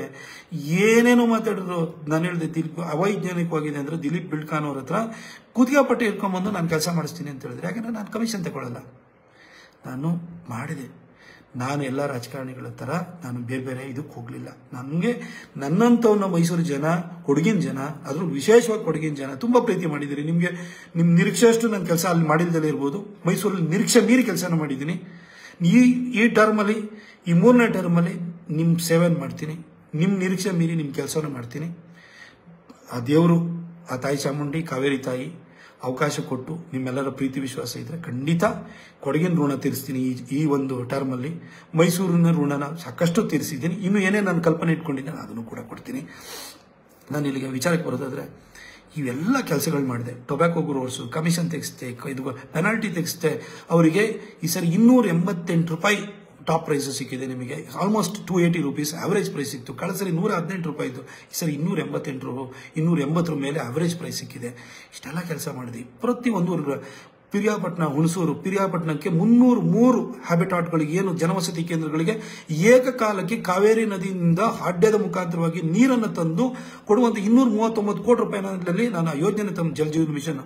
ಬಸವರಾಜ ಬೊಮ್ಮಾಯಿ ಸಾಹೇಬರು ನನಗೊಂದಿನ ಬೈದಿದ್ದನ್ನ, ನೀವು ಬೈದ್ರು ಅಂತೇಳಿ ತರಡೆ ತೆಗೆದ್ರು, ನೀನು ಅತಿ ಬುದ್ಧಿವಂತ ಅಂದ್ರು ಅಂತಲ್ಲ. ನಾನು ಯಾರ್ದು ಟ್ರಾನ್ಸ್ಫರ್ ಯಾವತ್ತೂ ಕೂಡ ಚೀಟಿ ಇಟ್ಕೊಂಡು ಹೋದನಲ್ಲ. ಯಾವ ಪಾಲಿಟಿಷಿಯನ್ ಏನೇ ಮಾಡ್ಬೋದು. ನಾನು ಹೋಗಿ ನಂಗೆ ಕ್ಷೇತ್ರ ಜನರ ಪರವಾಗಿ ನಾನು ಬಯಸ್ಕೊತೀನಿ, ಕಾಲಿಡ್ಕೊಳ್ತೀನಿ. ಏನು ಬೇಕಾದ್ರೂ ನಾನು ಹೋಗ್ಬಿಟ್ಟು ನಾನು ದೈನೇಶಿದಾಗಿ ಕೆಲಸ ಮಾಡ್ತೀನಿ. ನನಗೂ ನಿಮಗೂ ವ್ಯತ್ಯಾಸ ಏನು ಗೊತ್ತಾ? ಸರ್ ಈ ಕೆಲಸ ಮಾಡ್ಕೊಡಿ ಅಂತೀರಿ, ನಾನು ಮಂತ್ರಿಗಳ ಹತ್ರ ಸರ್ ಈ ಕೆಲಸ ಮಾಡ್ಕೊಡಿ. ನೀವು ನಿಮ್ಮ ಮಧ್ಯದಲ್ಲಿ ಬೇಡುವ ಹಂತ ಬೇರೆ ಇದೆ ಅಷ್ಟೇ. ನೀವು ನನ್ನನ್ನು ಕೈ ಮುಗಿತೀರಿ, ನಾನು ಅವ್ರ ಕೈ ಮುಗಿತೀನಿ, ಅವ್ರ ಕಾಲು ಹಿಡಿತೀನಿ. ಟೊಬ್ಯಾಕೋ ಗ್ರೋವರ್ಸ್ಗೂ ಕೂಡ ಅಡಿಷನಲ್ ಸೆಕ್ರೆಟರಿ ರಾಜೇಶ್ ಅಗರ್ವಾಲ್ಗೆ ಹೋಗಿ ಹೇಳಿದೆ, ಸರ್ ನಾನು ನಿಮಗೆ I will hold your feet ಅಂತಂದೆ. ಇದನ್ನ ಕಾಮರ್ಸ್ ಮಿನಿಸ್ಟರ್ ಪ್ರತಿ ಸರಿ ವರ್ಲ್ಡ್ ಹೆಲ್ತ್ ಆರ್ಗನೈಸೇಷನ್ ಅವರು ಏನೇನೋ ಹೇಳ್ತಾರೆ ಅಂತ ಹೇಳಿ ನನಗೆ ಯಾವಾಗಲೂ ಫೈಲನ್ನ ವಾಪಸ್ ಹಾಕ್ತೀರಿ. ನಮ್ಮ ಅನ್ರಿಜಿಸ್ಟರ್ಡ್ ಗ್ರೋವರ್ಸಿಗೆ, ಅನಧಿಕೃತ ತಮ್ಮ ಹೊಗೆಸೊಪ್ಪು ಬೆಳೆಗಾರರಿಗೆ ಲೈಸೆನ್ಸ್ ಕೊಡಿ ಅಂತ ಅವರನ್ನು ಕೂಡ ಕೇಳ್ಕೊಂಡು ಮಾಡಿದೆ. ಹುಣಸೂರಿಗೆ 294 ಜನವಸತಿ ಕೇಂದ್ರಗಳಿಗೆ ಏಕಕಾಲಕ್ಕೆ ಹಳೆ ಉಂಡುವಾಡಿಯಿಂದ ಕುಡಿಯುವ ನೀರಿನ ಯೋಜನೆ ತಗೊಂಡಿದ್ದೀನಿ. 213 ಕೋಟಿ ರೂಪಾಯಿನಲ್ಲಿ ಅದ್ರ ಕಾಮಗಾರಿ ಪ್ರಾರಂಭ. 2 ವರ್ಷದಲ್ಲಿ ಪ್ರತಿ ಮನೆಯಲ್ಲಿ ಟ್ಯಾಪ್ಡ್ ವಾಟರ್ ಇರ್ತದೆ. ಟ್ಯಾಪ್ ತಿರ್ಸಿದ್ರೆ ಗ್ಯಾಸು ಬರುತ್ತೆ. ಈ ಕೆಲಸ ಮಾಡೀನಿ. ಇವನೇನು ಜಗಳ ಮಾಡ್ತಾನೆ ಅಂತ. ಗ್ಯಾಸ್ ಪೈಪ್ ಲೈನ್ ಹಾಕಿರೋ ನನ್ಗೇನ್ರಿ ಇಲ್ಲಪ್ಪ. ನಾನು ಕೂತ್ಕೊಂಡು ಮೂರದಲ್ಲಿ ಬದಲಿ ಸೈಟ್ಗಳನ್ನ ಎಲ್ಲ ಮಾಡಿಸ್ಕೊಂಡು ಯಾರೋ ಬರ್ತಾರೆ, ರೈತಂದು ಭೂಮಿ ಕಳೆದೋಗಿರ್ತದೆ, 50% ರೇಷಿಯೋದಲ್ಲಿ ಮಾಡ್ಕೊಂಡಿದ್ರೆ ನಾನು ಇವತ್ತು 100 ಕೋಟಿಗೆ ಇರ್ತಾ ಇದ್ದೆ. ನಾನು ಮೂಡಾದಲ್ಲಿ ನಾನು ಬಿದಿರುಗೂಡಿಂದ 2ನೇ ಸ್ಟೇಜ್ ನೀರು ತಗೋಬರೋದಕ್ಕೋಸ್ಕರವಾಗಿ, ಕಬ್ಬಿನಿಂದ ನೀರು ತರೋದಕ್ಕೋಸ್ಕರ 150 ಕೋಟಿಗೋಸ್ಕರ ಹೊಡೆದಾಡಿದ್ದೀನಿ. ನಾನು ಮೂಡಾದಲ್ಲಿ 50-50 ಸೈಟಿಗೆ ಹೋಗ್ಲಿಲ್ಲ ಯಾವತ್ತೂ ಕೂಡ. ಕೆಲಸವನ್ನು ಮಾಡಿದ್ದೀನಿ ನಾನು. ಹಾಗೆ ಇವೆಲ್ಲ ವ್ಯವಹಾರ ಬಿಟ್ಟು ಜನರ ಜೊತೆಗೆ ಜನರಿಗೋಸ್ಕರ ಕೆಲಸವನ್ನು ಮಾಡಿದೆ. ಮೈಸೂರಿಗೆ ರಿಂಗ್ ರೋಡನ್ನ ಆಸ್ಫಾಲ್ಟಿಂಗ್ ಮಾಡಿಸ್ತೇನೆ, ನ್ಯಾಷನಲ್ ಹೈವೇ ಮಾಡಿಕೊಂಡೆ, ಕರೆಂಟ್ ಹಾಕಿಸಿದೆ. ನೀವು ಇವತ್ತು ರಿಂಗ್ ರೋಡಲ್ಲಿ ನೀವು ರಾತ್ರಿ 9 ಗಂಟೆಗೆ ಹೋಗಿ ವಾಕ್ ಮಾಡೋರು ಜನ ಇರ್ತಾರೆ. ಮೊದಲೇನು ಮೋರಿ ಹತ್ರ ಹೋಗ್ಬಿಟ್ಟು ಬಾಟ್ಲು ಬಿಚ್ಕೊಂಡು ಕೂತಿರೋರು ಇದ್ರು, ಚೈನ್ ಸ್ನ್ಯಾಚ್ ಮಾಡೋಕೆ ಬರೋರು. ಇವತ್ತು LED ಲೈಟ್ ಹಾಕಿರೋದ್ರಿಂದ ಎಷ್ಟು ಚಂದವಾಗಿದೆ ನೋಡಿ, ವಾಕ್ ಮಾಡ್ತಾರೆ, ಧೈರ್ಯದಿಂದ ಹೋಗ್ತಾರೆ. ಅದ್ರ ಮೀಡಿಯಾನಲ್ಲಿರೋ ಗಿಡ ಹಾಕ್ಸಿರೋದು ನಾನು, ಸೈಡಲ್ಲಿ ಸರ್ವಿಸ್ ರೋಡಲ್ಲಿರೋ ಗಿಡ ಹಾಕ್ಸಿರೋದು ನಾನು. ಯಾಕಂದ್ರೆ ಮಲೆನಾಡಿಂದ ಬಂದಿರೋ ನಾನು, ಮರಗಿಡಗಳ ಬಗ್ಗೆ ನನಗೂ ಪ್ರೀತಿ ಇದೆ. ಚಾಮುಂಡಿ ಬೆಟ್ಟದ ಅಭಿವೃದ್ಧಿ ತಂದೆ, ಹಾಗೆ ಎಕ್ಸಿಬಿಷನ್ ಗ್ರೌಂಡ್ ಅಭಿವೃದ್ಧಿಗೋಸ್ಕರ 80 ಕೋಟಿನ ತಗೊಂಡ್ಬಂದೆ. ಇನ್ಲ್ಯಾಂಡ್ ಕಂಟೈನರ್ ಡಿಪೋ ನಾಳೆ ಬೆಳಗ್ಗೆ ಇನಾಗ್ರೇಟ್ ಮಾಡ್ತಾ ಇದ್ದೀನಿ. ಅದು ಮೋದಿಜಿಯವರ ವಿಡಿಯೋ ಕಾನ್ಫರೆನ್ಸ್ ಮುಖಾಂತರ ಅಲ್ಲಿಂದ ಇನಾಗ್ರೇಟ್ ಮಾಡ್ತಾರೆ. ರಾಜ್ಯದ 2ನೇ ಇನ್ಲ್ಯಾಂಡ್ ಕಂಟೈನರ್ ಡಿಪೋ, ಒಂದು ವೈಟ್ ಫೀಲ್ಡ್ ಅಲ್ಲಿ ಇದೆ, ಅದನ್ನು ಮೈಸೂರಿಗೆ 2ನೇ ತಗೊಂಡ್ಬಂದಿದ್ದೀನಿ. ಮಲ್ಟಿ ಮೋಡಲ್ ಲಾಜಿಸ್ಟಿಕ್ ಪಾರ್ಕ್ ಅಥವಾ container corporation of India goods terminal, railway goods terminal ಅಂತ, ಯಾಕಂದ್ರೆ ಇಂಡಸ್ಟ್ರಿ ಡೆವಲಪ್ಮೆಂಟ್ಗೆ ಇಂಪಾರ್ಟೆಂಟ್, ಅದನ್ನು ತಗೊಂಡ್ಬಂದಿದ್ದೀನಿ. ಹಾಗೆ ಕೊಡಗಿನಲ್ಲೂ ಕೂಡ ನಿಮಗೆ ಕ್ರಿಟಿಕಲ್ ಕೇರ್ ಸೆಂಟರ್ ಮಾಡಲಿಕ್ಕೆ 29 ಕೋಟಿನ ತಗೊಂಡ್ಬಂದೆ. ಅದಕ್ಕೆ 100 ಕೋಟಿ ರೂಪಾಯಿನ ಡಾಕ್ಟರ್ ಅಶ್ವಥ್ ನಾರಾಯಣ ಅವರು ಮೆಡಿಕಲ್ ಎಜುಕೇಷನ್ ಮಿನಿಸ್ಟರ್ ಆಗಿದ್ದಾಗ ಅದನ್ನ ನ್ಯೂ ಮೆಡಿಕಲ್ ಕೌನ್ಸಿಲ್ ಬಿಲ್ ಪ್ರಕಾರವಾಗಿ ಅದನ್ನ 750 ಬೆಡೆಡ್ ಮಾಡಬೇಕು. ಅದಕ್ಕೋಸ್ಕರ ಅದ್ರ ಬಿಲ್ಡಿಂಗ್ ವಿಸ್ತರಣೆ ಮಾಡಲಿಕ್ಕೆ ಅದಕ್ಕೂ 100 ಕೋಟಿ ತಗೊಂಡ್ಬಂದಿದ್ದು. ಅಲ್ಲೂ ಕೂಡ ಜಲಜೀವನ್ ಮಿಷನ್ ಅಲ್ಲಿ 150 ಕೋಟಿ. ಹಾಗೆ ಅಮೃತ್ ಯೋಜನೆಯಲ್ಲಿ ಕುಶಾಲನಗರ, ಸೋಮವಾರಪೇಟೆ, ಮಡಿಕೇರಿ ಮತ್ತು ವಿರಾಜಪೇಟೆ ಇದ್ರದ್ದು ಕುಡಿಯೋ ನೀರು ಕೊಡೋದಕ್ಕೋಸ್ಕರ 146 ಕೋಟಿ ತಗೊಂಡಿದ್ವಿ. ಎಲ್ಲ ನಮ್ಮ MLA ಕೂಡ ಕೈ ಜೋಡಿಸಿ ಕೆಲಸ ಮಾಡಿದ್ದಾರೆ. ಮೈಸೂರಿನಲ್ಲಿ 4 ಪಟ್ಟಣ ಪಂಚಾಯತಿ, 1 ನಗರಸಭೆಯ ಕುಡಿಯೋ ನೀರನ್ನು ಕೊಡೋದಕ್ಕೋಸ್ಕರವಾಗಿ 361 ಕೋಟಿ ರೂಪಾಯಿ ತಗೊಂಡಿದ್ದೀನಿ. ಎಲ್ಲ ಕೆಲಸ ಕಾಮಗಾರಿಗಳು ನಡೀತಾ ಇದೆ. ಹಳೆ ಗುಂಡುವಾಡಿ JT ದೇವೇಗೌಡರ ಕನಸಿನ ಕೂಸು, ಅದಕ್ಕೆ ಇನ್ನೂ 250 ಕೋಟಿ ಎಕ್ಸ್ಟ್ರಾ ಕೊಡಿಸ್ಬಿಟ್ಟು ಅದಕ್ಕೂ ಕೂಡ ಅದರಿಂದಲೂ ಕುಡಿಯೋ ನೀರನ್ನ ತಗೊಂಡ್ಬರ್ತಾ ಇದ್ದೀನಿ. ಎಲ್ಲ ಕೆಲಸ ಮಾಡಿರೋ ಜೊತೆಗೆ ಮೈಸೂರಿಗೆ ಮೆಟ್ರೋ ತರ್ತೀನಿ. ನಾನು ಪ್ರಾಮಿಸ್ ಮಾಡಿದ್ದೀನಿ, ಮೆಟ್ರೋ ತರ್ತೀನಿ. ನೀವು ಯಾರು ನನ್ನ ಕ್ರಿಕೆಟ್ ಸ್ಟೇಡಿಯಂ ಮಾಡು ಅಂತ ಹೇಳಿಲ್ಲ. ಉಯ್ಲಾಳು ಹತ್ರ ಅದಕ್ಕೂ ಜಾಗ ಕೊಡಿಸಿ ಅದನ್ನೂ ಕೂಡ ಮಾಡಿಸ್ತೀನಿ. 26 ಎಕರೆ ಜಾಗ ಕೊಡಿಸಿದ್ವಿ. ಬ್ರಿಜೇಶ್ ಪಟೇಲ್ ಅವ್ರ ಹತ್ರ ಹೋಗಿ ಮಾತಾಡಿ ಅದಕ್ಕೆ ಅವರು ದುಡ್ಡನ್ನು ಇನ್ವೆಸ್ಟ್ಮೆಂಟ್ ಮಾಡಲಿಕ್ಕೂ ಮುಂದೆ ಬಂದಿದ್ದಾರೆ. ಎಲ್ಲ ಕೆಲಸನೂ ಮಾಡಿದ್ದೀನಿ. ನಾನು ನಿಮಗೆ ಅದ್ರ ಜೊತೆಗೆ ಗ್ರೇಟರ್ ಮೈಸೂರು ಕನ್ಸ್ಕೊಂಡಿನಿ, ಔಟರ್ ಪೆರಿಫೆರಲ್ ರಿಂಗ್ ರೋಡು. ನೀವೆಲ್ಲ ಟಿವಿಯಲ್ಲಿ ಎಲ್ಲ ಪ್ರತಾಪ್ ಸಿಂಹ ಟಿಕೆಟ್ ಸಿಗುತ್ತೋ ಇಲ್ವಾ ನೋಡಿ, ಅದು ತಾಯಿ ನಿರ್ಧಾರ ಮಾಡ್ತಾಳೆ. ಇಲ್ಲಿವರೆಗೂ ಅವಕಾಶ ಕೊಟ್ಟಾಳೆ. ನಾನು I should be grateful to goddess Chamundeshwari and Kaveri Mata, Igguthappa, ಹಾಗೆ ದ ಪೀಪಲ್ ಆಫ್ ಮೈಸೂರು ಮತ್ತು ಕೊಡಗು. ನೀವು ಇಷ್ಟು ಕೊಟ್ಟಿದ್ದೀರಿ, 10 ವರ್ಷ ಕೆಲಸ ಮಾಡೋ ಅವಕಾಶನ ನೀವು ಕೊಟ್ಟಿದ್ದೀರಿ. ನೀವು 30 ವರ್ಷದಲ್ಲಿ ಯಾರನ್ನ ರಿಪೀಟ್ ಮಾಡಿಲ್ಲ, ನನ್ನನ್ನು ರಿಪೀಟ್ ಮಾಡಿದ್ರಿ. ಇದಕ್ಕಿಂತ ನನಗೆ ಏನು ಮಾಡಲ್ಲ. ನಾನು ನಿಮ್ಮ ಮನೆ ಸುತ್ತೀನಿ, ನಾನು ಲೀಡ್ರ್ ಮನೆಗೆ, ನಾನು ಪೊಲಿಟಿಕಲ್ ಸರ್ವೈವಲ್ಗೋಸ್ಕರ ಯಾರ್ದ ಮನೆ ನಾನು ಸುತ್ತಲ್ಲ. ಇಷ್ಟು ನಾನು ಕೆಲಸವನ್ನು ಮಾಡಿದ್ದೀನಿ. ಜೊತೆಗೆ ಈ ಒಂದು ಗ್ರೇಟರ್ ಮೈಸೂರು ಕನಸು ಜೊತೆಗೆ ಔಟರ್ ಪೆರಿಫೆರಲ್ ರಿಂಗ್ ರೋಡಿಗೂ ಕೂಡ ನಿನ್ನೆ ನಿತಿನ್ ಗಡ್ಕರಿ ಅವ್ರ ಹತ್ರ ಕೇಳಿದ್ದೀನಿ. ಕೊಡ್ತೀವಿ, ಕನ್ಸ್ಟ್ರಕ್ಷನ್ ಕಾಸ್ಟು 5,000 ಅಲ್ಲ 6,000 ಕೋಟಿ ಕೊಡ್ತೀವಿ ಅಂತ ಹೇಳಿದ್ರೆ ಡಾಕ್ಟರ್ ಮಹಾದೇವಪ್ಪನವರಿದ್ದರು. ನನಗೆ ಖುಷಿ ಯಾಕಾಗುತ್ತೆ ಅಂತಂದರೆ, ನಮಗೆ ಸೈದ್ಧಾಂತಿಕವಾಗಿ ನಮ್ಮ ಭಿನ್ನಾಭಿಪ್ರಾಯ ಇರ್ಬೋದು. ಡಾಕ್ಟರ್ ಮಹಾದೇವಪ್ಪನವರು ನಿನ್ನೆ ಸ್ಟೇಜಲ್ಲಿ ನನಗೆ ಆ ಥರ ನಮ್ಮ ಕಾರ್ಯಕರ್ತರು ನನ್ನ ಜೊತೆ ಯಾವ ಥರ ಸುಮ್ಮನೆ ಮೀಡಿಯಾದಲ್ಲಿ ಪ್ರತಾಪ್ ಸಿಂಹ ಅವ್ರನ್ನ ಬೆಳೆಸಲ್ಲ, ಇವ್ರು ಬೆಳೆಸಲ್ಲ, ಅಲ್ಲರಿ ನಾನು ಬೆಳೆಸಲ್ಲ, ಇವರೆಲ್ಲ ಸೋತ್ಕೊಂಡು ಕೂತಾರಲ್ಲ, ಅವ್ರವ್ರ ಕಾರಣಕ್ಕೋಸ್ಕರ ಅವ್ರು ಸೋತ್ಕೊಂಡು ಕೂತಿರೋದೇ ಹೊರತು ಪ್ರತಾಪ್ ಸಿಂಹ ಯಾರನ್ನಾರು ಉಂಟಲ್ಲ ನೀವು ಸೋತ್ಕೊಳ್ಳೋಂಥ ಕೆಲಸ ಮಾಡಿದ್ದು ನಾನು ಹೇಳಿದ್ನ. ಇವಾಗ ನಾಳೆ ಬೆಳಗ್ಗೆ ನನಗೆ ಟಿಕೆಟ್ ಕೊಟ್ಟು ನಾನು 2 ರಿಂದ 3 ಲಕ್ಷ ಮಾರ್ಜಿನಲ್ಲಿ ಗೆಲ್ತೀನಿ ಅಂತ ನಾನು ಹೇಳ್ತೀನಿ. ನನ್ನ ಕೆಲಸದಿಂದ ಗೆಲ್ತೀನಿ ಅಂತ ಹೇಳ್ತೀನಿ. ನೀವು ಯಾರು ಸೋತಿದ್ರೆ ನಿಮ್ಮ ಉದಾಸೀನ ಇರ್ಬೋದು, ಅಥವಾ ನಿಮ್ಮ ಕೆಲವು ನಡತೆಗಳಿಂದ ನೀವು ಸೋತಿರ್ಬೋದು ಅಷ್ಟೇ. ಅದಕ್ಕೆ ನಾನು ಕಾರಣ ಆಗಿರಲ್ಲ. ನಾನು ಬರ್ಬೇಕಾದ್ರೆ ಮೈಸೂರು ಸಿಟಿ ಕಾರ್ಪೊರೇಷನ್ ಅಲ್ಲಿ 13 ಸೀಟ್ ಇತ್ತು ಬಿಜೆಪಿದು, ಇವತ್ತು 23 ಸೀಟ್ ಇದೆ. ಹಾಗಾದ್ರೆ ಕ್ರೆಡಿಟ್ ನನಗೆ ಕೊಡಿ. ಇದೆಲ್ಲ ಸುಮ್ಮನೆ ಬಂದ್ಬಿಟ್ಟು ಕಾರ್ಯಕರ್ತರ ಮೊನ್ನೆ ನಮ್ಮಲ್ಲಿ ಇದಾಯ್ತು, ಏನು ಅಭಿಪ್ರಾಯ ಸಂಗ್ರಹಣೆಗೆ ಈಶ್ವರಪ್ಪನವ್ರು ಬಂದಿದ್ರು. ಕಾರ್ಯಕರ್ತರು ಯಾರ ಪರ ನಿಂತಿದ್ದಾರೆ? ನೆನ್ನೆ ನಿತಿನ್ ಗಡ್ಕರಿ ಅವರು ಬಂದಾಗ ಕಾರ್ಯಕರ್ತರು ಯಾರಿಗೆ ಜೈಕಾರಕ್ಕೆ ಹೋಗಿದ್ರು? ಇವತ್ತು ಸೋಷಿಯಲ್ ಮೀಡಿಯಾದಲ್ಲಿ ಇಷ್ಟೆಲ್ಲ ಕ್ಯಾಂಪೇನ್ ನಡೀತಾ ಇದೆಯಲ್ಲ, ಯಾಕೆ ಮಾಡ್ತಾ ಇದ್ದಾರೆ? ಯಾವ ಕ್ಷೇತ್ರದಲ್ಲಿ ಈ ವ್ಯಕ್ತಿ ಇವನಿಗೆ ಟಿಕೆಟ್ ಕೊಡಬೇಕು ಅಂತ ಹೇಳ್ಬಿಟ್ಟು ರಾಜ್ಯದ 28 ಕ್ಷೇತ್ರಗಳಲ್ಲಿ ಎಲ್ಲೆಲ್ಲಿ ಜನ ಅವ್ರವ್ರ MP ಪರವಾಗಿ ನಿಂತಿದ್ದಾರೆ ನೀವು ಹೇಳಿ ನೋಡೋಣ. ನನ್ನ ಕ್ಷೇತ್ರದ ಆಚೆಗೂ ಕೂಡ ರಾಜ್ಯಾದ್ಯಂತ ನನಗೆ ಟಿಕೆಟ್ ಕೊಡಬೇಕು, ಅವನಿಗೆ ಅವಕಾಶ ಮಾಡಿಕೊಡ್ಬೇಕು, ಒಳ್ಳೆ ಕೆಲಸ ಮಾಡಿದ್ದೇನೆ ಅಂತ ರಾಜ್ಯಾದ್ಯಂತ ನನ್ನ ಬಗ್ಗೆ ಒಂದು ಪ್ರೀತಿ ವಿಶ್ವಾಸನ ತೋರ್ತಿದ್ದಲ್ಲ. ಈ ಪ್ರೀತಿ ವಿಶ್ವಾಸದ ಮುಂದೆ ಯಾವ ಸ್ಥಾನಮಾನವಲ್ಲ. ನಿಮ್ಮ ಹೃದಯದಲ್ಲಿ ಸೀಟ್ ಕೊಟ್ಟಿದ್ದೀರಲ್ಲ, ನಂಗೆ ಸಾಕು. ಅದು ನನಗೆ ನಾಳೆ ಬೆಳಗ್ಗೆ ಪಾರ್ಟಿಯಿಂದ ಸೀಟ್ ಕೊಡ್ತಾರೆ ಅಂತ ನನಗೆ ವಿಶ್ವಾಸ ಇದೆ. ಏನೇ ಆಗಲಿ ನೀವು ನನಗೆ ನಿಮ್ಮ ಹೃದಯದಲ್ಲಿ ಜಾಗ ಕೊಟ್ಟಿದ್ದೀರಲ್ವ, ಇದು ಸಾಕು. ಎಷ್ಟೋ ಪಾಲಿಟಿಷಿಯನ್ಸು 40 ವರ್ಷ 50 ವರ್ಷ ಪಾಲಿಟಿಕ್ಸ್ ಮಾಡಿ ಅನಾಮಧೇಯರಾಗಿ ಸತ್ತೋಗ್ತಾರೆ. ಒಳಗೆ ಏನು ಸಾಧನೆ ಇರಲ್ಲ. ಏನು ಅವರು ನನಗೆ ಕೆಲವು ಶಬ್ದನ ಹೇಳಕ್ ಹೋದ್ರೆ ತಪ್ಪಾಗಿ ಅದನ್ನು ಭಾವಿಸ್ಬಿಟ್ಟು ಮೀಡಿಯಾದವ್ರು ಇದು ಮಾಡ್ತಾರೆ. ಅವ್ರ ಸಾಧನೆ ಏನು ಇರಲ್ಲ, ಅವ್ರ ಸುತ್ತಮುತ್ತಲ ಆಚೆಗೆ ಅವ್ರ ಸಾಧನೆ ಏನು ಇರಲ್ಲ, ಜನನು ಏನು ಹೇಳಕ್ ಜನಕ್ಕೂ ಏನು ಇರಲ್ಲ. ಆದ್ರೆ ನೀವು ನನಗೆ ಪ್ರೀತಿ ಕೊಡ್ತಾ ಇದ್ದೀರಲ್ಲ ಇವತ್ತು ನನ್ನ ಕ್ಷೇತ್ರದ ಆಚಾರ್ಯ, ಎಲ್ಲೋ ಮಂಗಳೂರವರು, ಎಲ್ಲೋ ಉಡುಪಿಯವರು, ಎಲ್ಲೋ ಚಿಕ್ಕಮಗಳೂರವರು, ಎಲ್ಲೋ ಕಾರವಾರದವರು, ಎಲ್ಲೋ ರಾಯಚೂರವರು, ಎಲ್ಲೋ ನಿಮಗೆ ಬಳ್ಳಾರಿಯವರು ಇರ್ಬೋದು, ಎಲ್ಲೋ ವಿಜಯಪುರದವ್ರು ಇರ್ಬೋದು, ಎಲ್ಲೋ ರಿಸರ್ವ್ ಕ್ಷೇತ್ರದವ್ರು ಕೂಡ ನೀ ಬಾ ಅಂತ ಹೇಳ್ತಿರಲ್ಲ. ಅಂದ್ರೆ ನಿಮಗೆ ಪ್ರತಾಪ್ ಸಿಂಹ ನಿಮ್ಮನೆ ಕೆಲಸದವನ ತರ ಮಾಡ್ತಾನೆ, ದುಡಿತಾನೆ, ಅವನು ಹೇಳಿದ್ದನ್ನು ಮಾಡ್ತಾನೆ, ಅವನಾಗೆ ಹೇಳಿ ಅವನಾಗೆ ಅದನ್ನು ಅಚೀವ್ ಮಾಡ್ತಾನೆ ಅನ್ನೋ ವಿಶ್ವಾಸನ ನೀವು ನನ್ನ ಮೇಲೆ ಇಟ್ಕೊಂಡಿದ್ದೀರಲ್ಲ. ಇದ್ರ ಮುಂದೆ ಯಾವ ಸ್ಥಾನನೂ ಬೇಕಾಗಿಲ್ಲ, ಯಾವ ಸೀಟು ಇದಕ್ಕಿಂತ ದೊಡ್ಡದಲ್ಲ. ನಿಮ್ಮ ಹೃದಯದಲ್ಲಿ ಕೊಟ್ಟಿದ್ರಲ್ಲ ಈ ಪ್ರೀತಿನೇ ಸಾಕು ನನಗೆ. ನಾನು ಅದಕ್ಕೆ ನಿಮಗೆ ತುಂಬ ಜನ ನೀವು ಪ್ರೀತಿಯಿಂದ ನನಗೆ ಟ್ವೀಟ್ ಮಾಡಿದೆ, ಸರ್ ನಿಮಗೆ ಸಿಗಲಿ ಎಷ್ಟು ಜನ ಪ್ರಾರ್ಥನೆ ಮಾಡ್ತಾರೆ ನನಗೆ. ಸರ್ ಮಾದಾಪುರ ಇದಕ್ಕೆ ಹೋಗಿದ್ದೆ, ನಾನು ಬೆಟ್ಟಕ್ಕೆ ಹೋಗಿದ್ದೆ, ನಿಮ್ಗೆ ಹಾರೈಕೆ ಮಾಡ್ಕೊಂಡಿದ್ದೀನಿ ಸರ್. ನನಗೆ ನನ್ನೆ ಒಬ್ಬರು ಕಾಲ್ ಮಾಡಿದ್ರು, ಘಾಟಿ ಸುಬ್ರಹ್ಮಣ್ಯಕ್ಕೆ ಹೋಗಿದ್ದೀನಿ ಸರ್, ನನಗೆ ಅಲ್ಲೊಂದು ಈಗ ಅರ್ಚನೆ ಆಗ್ತದೆ ಸರ್, ಫೋಟೋ ಕಳಿಸ್ಬಿಟ್ಟು ಪ್ರಾರ್ಥನೆ ಮಾಡ್ಕೊಳ್ಳಿ ಸರ್ ಅಂತ ಹೇಳ್ತಾರೆ. ಎಷ್ಟು ದೇವಸ್ಥಾನಕ್ಕೆ ನೀವು ಹೋಗಿ ನೀವು ಪ್ರಾರ್ಥನೆಯನ್ನು ಇಟ್ಟಿದ್ರಲ್ವ, ನೀವು ಪ್ರಾರ್ಥಿಸಿದ್ರಲ್ಲ ನನಗೋಸ್ಕರವಾಗಿ. ಈ ಪ್ರೀತಿ ಎಷ್ಟು ಜನ ಸಿಗುತ್ತೆ ರೀ ಹೇಳಿ? ಎಷ್ಟು ಜನ ಎಂಪಿಗಳಿಗೆ ಈ ಪ್ರೀತಿ ಸಿಗ್ತಾ ಇದೆ? ಇಷ್ಟು ಕೊಟ್ಟಿದ್ರಲ್ಲ, 10 ವರ್ಷಕ್ಕೆ ಇಷ್ಟು ಪ್ರೀತಿ ಕೊಟ್ಟಿದ್ರಲ್ಲ, 10 ವರ್ಷಕ್ಕೆ ನಿಮ್ಮ ಪ್ರೀತಿ ವಿಶ್ವಾಸನ ನನ್ನ ಕ್ಷೇತ್ರದಾಚೆಗೂ ಕೂಡ ನಾನು ಸಂಪಾದನೆ ಮಾಡ್ಕೊಂಡಿರಲ್ಲ. ಯಾವ ಎಂಪಿಗೆ ಅವ್ರವ್ರ ಕ್ಷೇತ್ರದಲ್ಲಿ ಜನ ಬಂದ್ಬಿಟ್ಟು ಇವ್ನಿಗೆ ಟಿಕೆಟ್ ಕೊಡಬೇಕು ಅಂತ ಹೇಳ್ಬಿಟ್ಟು ಅವನ ಜಾತಿಯವ್ರ ಆಚೆಗೂ ಕೂಡ ಯಾರು ಬಂದು ಕೇಳ್ತಾರೆ ಹೇಳಿ? ನಾನು ಯಾವತ್ತೂ ಜಾತಿ ಭಾವನೆನೂ ಮಾಡಿಲ್ಲ, ಯಾವತ್ತೂ ಆ ಥರ ಟ್ರೀಟು ಮಾಡಿಲ್ಲ. ನನ್ನ ಪರ್ಸನಲ್ ಸ್ಟಾಫಲ್ಲೂ ಕೂಡ ನಾನು ಯಾರನ್ನೂ ಜಾತಿಗಳನ್ನ ಇಟ್ಕೊಂಡಿಲ್ಲ. ಎಲ್ಲ ಜಾತಿಯವರು ಇದ್ದಾರೆ ನನ್ನ ಜೊತೆ. ಕುರುಬರಿದ್ದಾರೆ, ಲಿಂಗಾಯತರಿದ್ದಾರೆ, ನಾಯಕರಿದ್ದಾರೆ, SC ಇದ್ದಾರೆ, ನನ್ನ ಜೊತೆ ಕೆಲಸ ಮಾಡೋರು. ನಾನು ಯಾವತ್ತೂ ಕೂಡ ನಾನು ಹಿಂದೂವಾಗಿ ಮಾಡಿದ್ದೀನಿ, ನಾನು ಎಲ್ಲರೂ ಪ್ರೀತಿಯಾಗಿ ಇಟ್ಕೊಂಡು ಹೋಗಿದ್ದೀನಿ. ನಾನು ಹನುಮಾನ್ ಜಯಂತಿ ಮಾಡ್ಬೇಕಾದ್ರೆ ನನ್ನ ಜೊತೆ ನನ್ನ SC ಹುಡುಗರು ನನ್ನ ಜೊತೆ ನಿಂತಿರೋರು. ಇವತ್ತು ನಾನು ಗಾಂಧಿನಗರಕ್ಕೆ ಹೋಯ್ತು ಅಂತ ಹೇಳಿದ್ರೆ ಅಣ್ಣ ಅಂತ ಕರೀತಾರೆ ನನ್ನನ್ನು. ನಾನು ಅವ್ರ ಮನೆಗೆ ಎಲ್ಲ ರಾಜಕಾರಣಿಗಳು ಕೂಡ ಯಾರ್ದೋ ಮನೆಗೆ ಇದಕ್ಕೆ ಮದುವೆ ಕರೆದ್ರೆ ಮದುವೆಗೆ ಹೋಗ್ಬಿಟ್ಟು ಅವ್ರಿಗೆ ಏನು ಮಾಡ್ತಾರೆ ಅಂತಂದ್ರೆ ಕವರ್ ಕೊಟ್ಬಿಟ್ಟು ಬರ್ತಾರೆ. ಆದರೆ ನಾನು ಅವ್ರದ್ದು ಮನೆಗೆ ಹೋಗ್ತೀನಿ, ಊಟ ಕೂತ್ಕೋತೀನಿ ಅವ್ರ ಜೊತೆ ನಾನು ಬೀಗರೂಟಿಗೆ ಹೋದಾಗ ಅವ್ರ ಜೊತೆ ಬೀಗರೂಟಕ್ಕೂ ನಾನು ಕೂತ್ಕೋತೀನಿ. ಅಣ್ಣ ನಮ್ಮ ಜೊತೆ ಬಂದು ಕೂತ್ಕೊಂಡಲ್ಲ ಅಣ್ಣ ಅಂತ ಹೇಳ್ಬಿಟ್ಟು ಯಾರೋ ಬೇಕು. ನನ್ಗೆ ಆ ಥರ ನಂಗೆ ಡಿಫ್ರೆನ್ಶಿಯೇಟ್ ಮಾಡೋಕ್ಕೆ ನನಗೆ ಆಗೋದಿಲ್ಲ. ಯಾಕಂದ್ರೆ ನಾನು ನನ್ನ ಹಾಸ್ಟೆಲ್ ಜೀವನದಿಂದಲೂ ಕೂಡ ನಾನು ಬೇರೆಯವ್ರ ಜೊತೆನೇ ಬೆಳೆದಿದ್ದು. ನನ್ನೆಲ್ಲರೂ ಬೆಳೆಸಿದ್ರು, ಎಲ್ಲ ಜಾತಿ ಜನಾಂಗದ ಬೆಳೆಸಿದ್ದಾರೆ.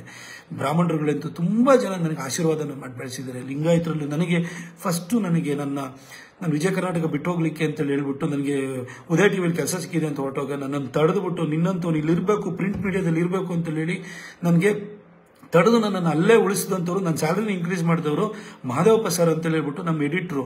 ನನಗೆ ವೇದಿಕೆ ಕೊಟ್ಟಂಥವ್ರು ನನಗೆ ವಿಶ್ವೇಶ್ವರ ಭಟ್ರು, ಎಲ್ಲ ಸೂರ್ ರಮಾಕಾಂತ್ ಸರ್ ಅವರೆಲ್ಲ ಇದ್ದರೂ ಕೂಡ ನನಗೆ ಪ್ರೀತಿ ಕೊಟ್ಟಂಥವ್ರು ಯಾರು? ವಿಜಯ್ ಸಂಕೇಶ್ವರ್ ಸಾಹೇಬರು, VRLನ ಮಾಲೀಕರು.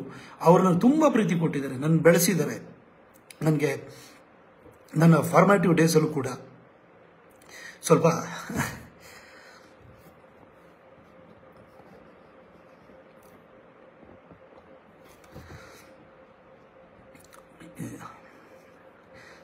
ಅವ್ರ ವಿಷಯದಲ್ಲಿ ಸ್ವಲ್ಪ ಭಾವುಕಾದೆ ಅಷ್ಟೇ. ಇಲ್ಲಿ ಸಾಹೇಬರು ಸಂಕೇಶ್ವರ್ ಸಾಹೇಬರು ತುಂಬ ಪ್ರೀತಿಯಿಂದ ನನಗೆ ವೇದಿಕೆ ಕೊಟ್ಟರು, ಬೆಳೆಸಿದ್ರು. ನಾನು ಬೈದಿದ್ದಾರೆ, ಕೆಲಸದಿಂದ ತೆಗಿಯಂತೂ ಹೇಳಿದ್ದಾರೆ. ನಾನು ಕೆಲವೊಂದು ಆರ್ಟಿಕಲ್ ಬರೆದಾಗ ಫೋನ್ ಮಾಡಿಬಿಟ್ಟು ಅದ್ಭುತವಾಗಿ ಬರೆದಿದ್ದೀಯ ಅಂತೇಳಿ ಹೇಳಿದ್ದಾರೆ. ನನಗೆ 23-24 ವರ್ಷದ ಹುಡುಗ ನಮ್ಮ ಮಾಲೀಕರು ಫೋನ್ ಮಾಡಿ ಇಷ್ಟು ಚೆನ್ನಾಗಿ ಬರೆದಿದ್ದೀಯ ಅಂತ ಹೇಳಿದಾಗ ಆ ಒಂದು ಶಕ್ತಿ ತುಂಬ ಜಾಸ್ತಿ ಆಗ್ತಿತ್ತು. ಹೀಗೆ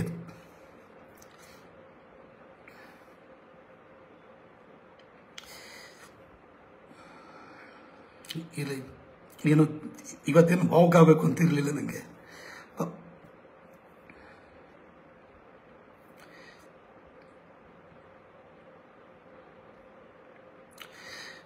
ನಮ್ಮ ಸಂಕೇಶ್ವರ ಸಾಹೇಬ್ರ ಬಗ್ಗೆ ಹೇಳ್ತಿದ್ದೆ.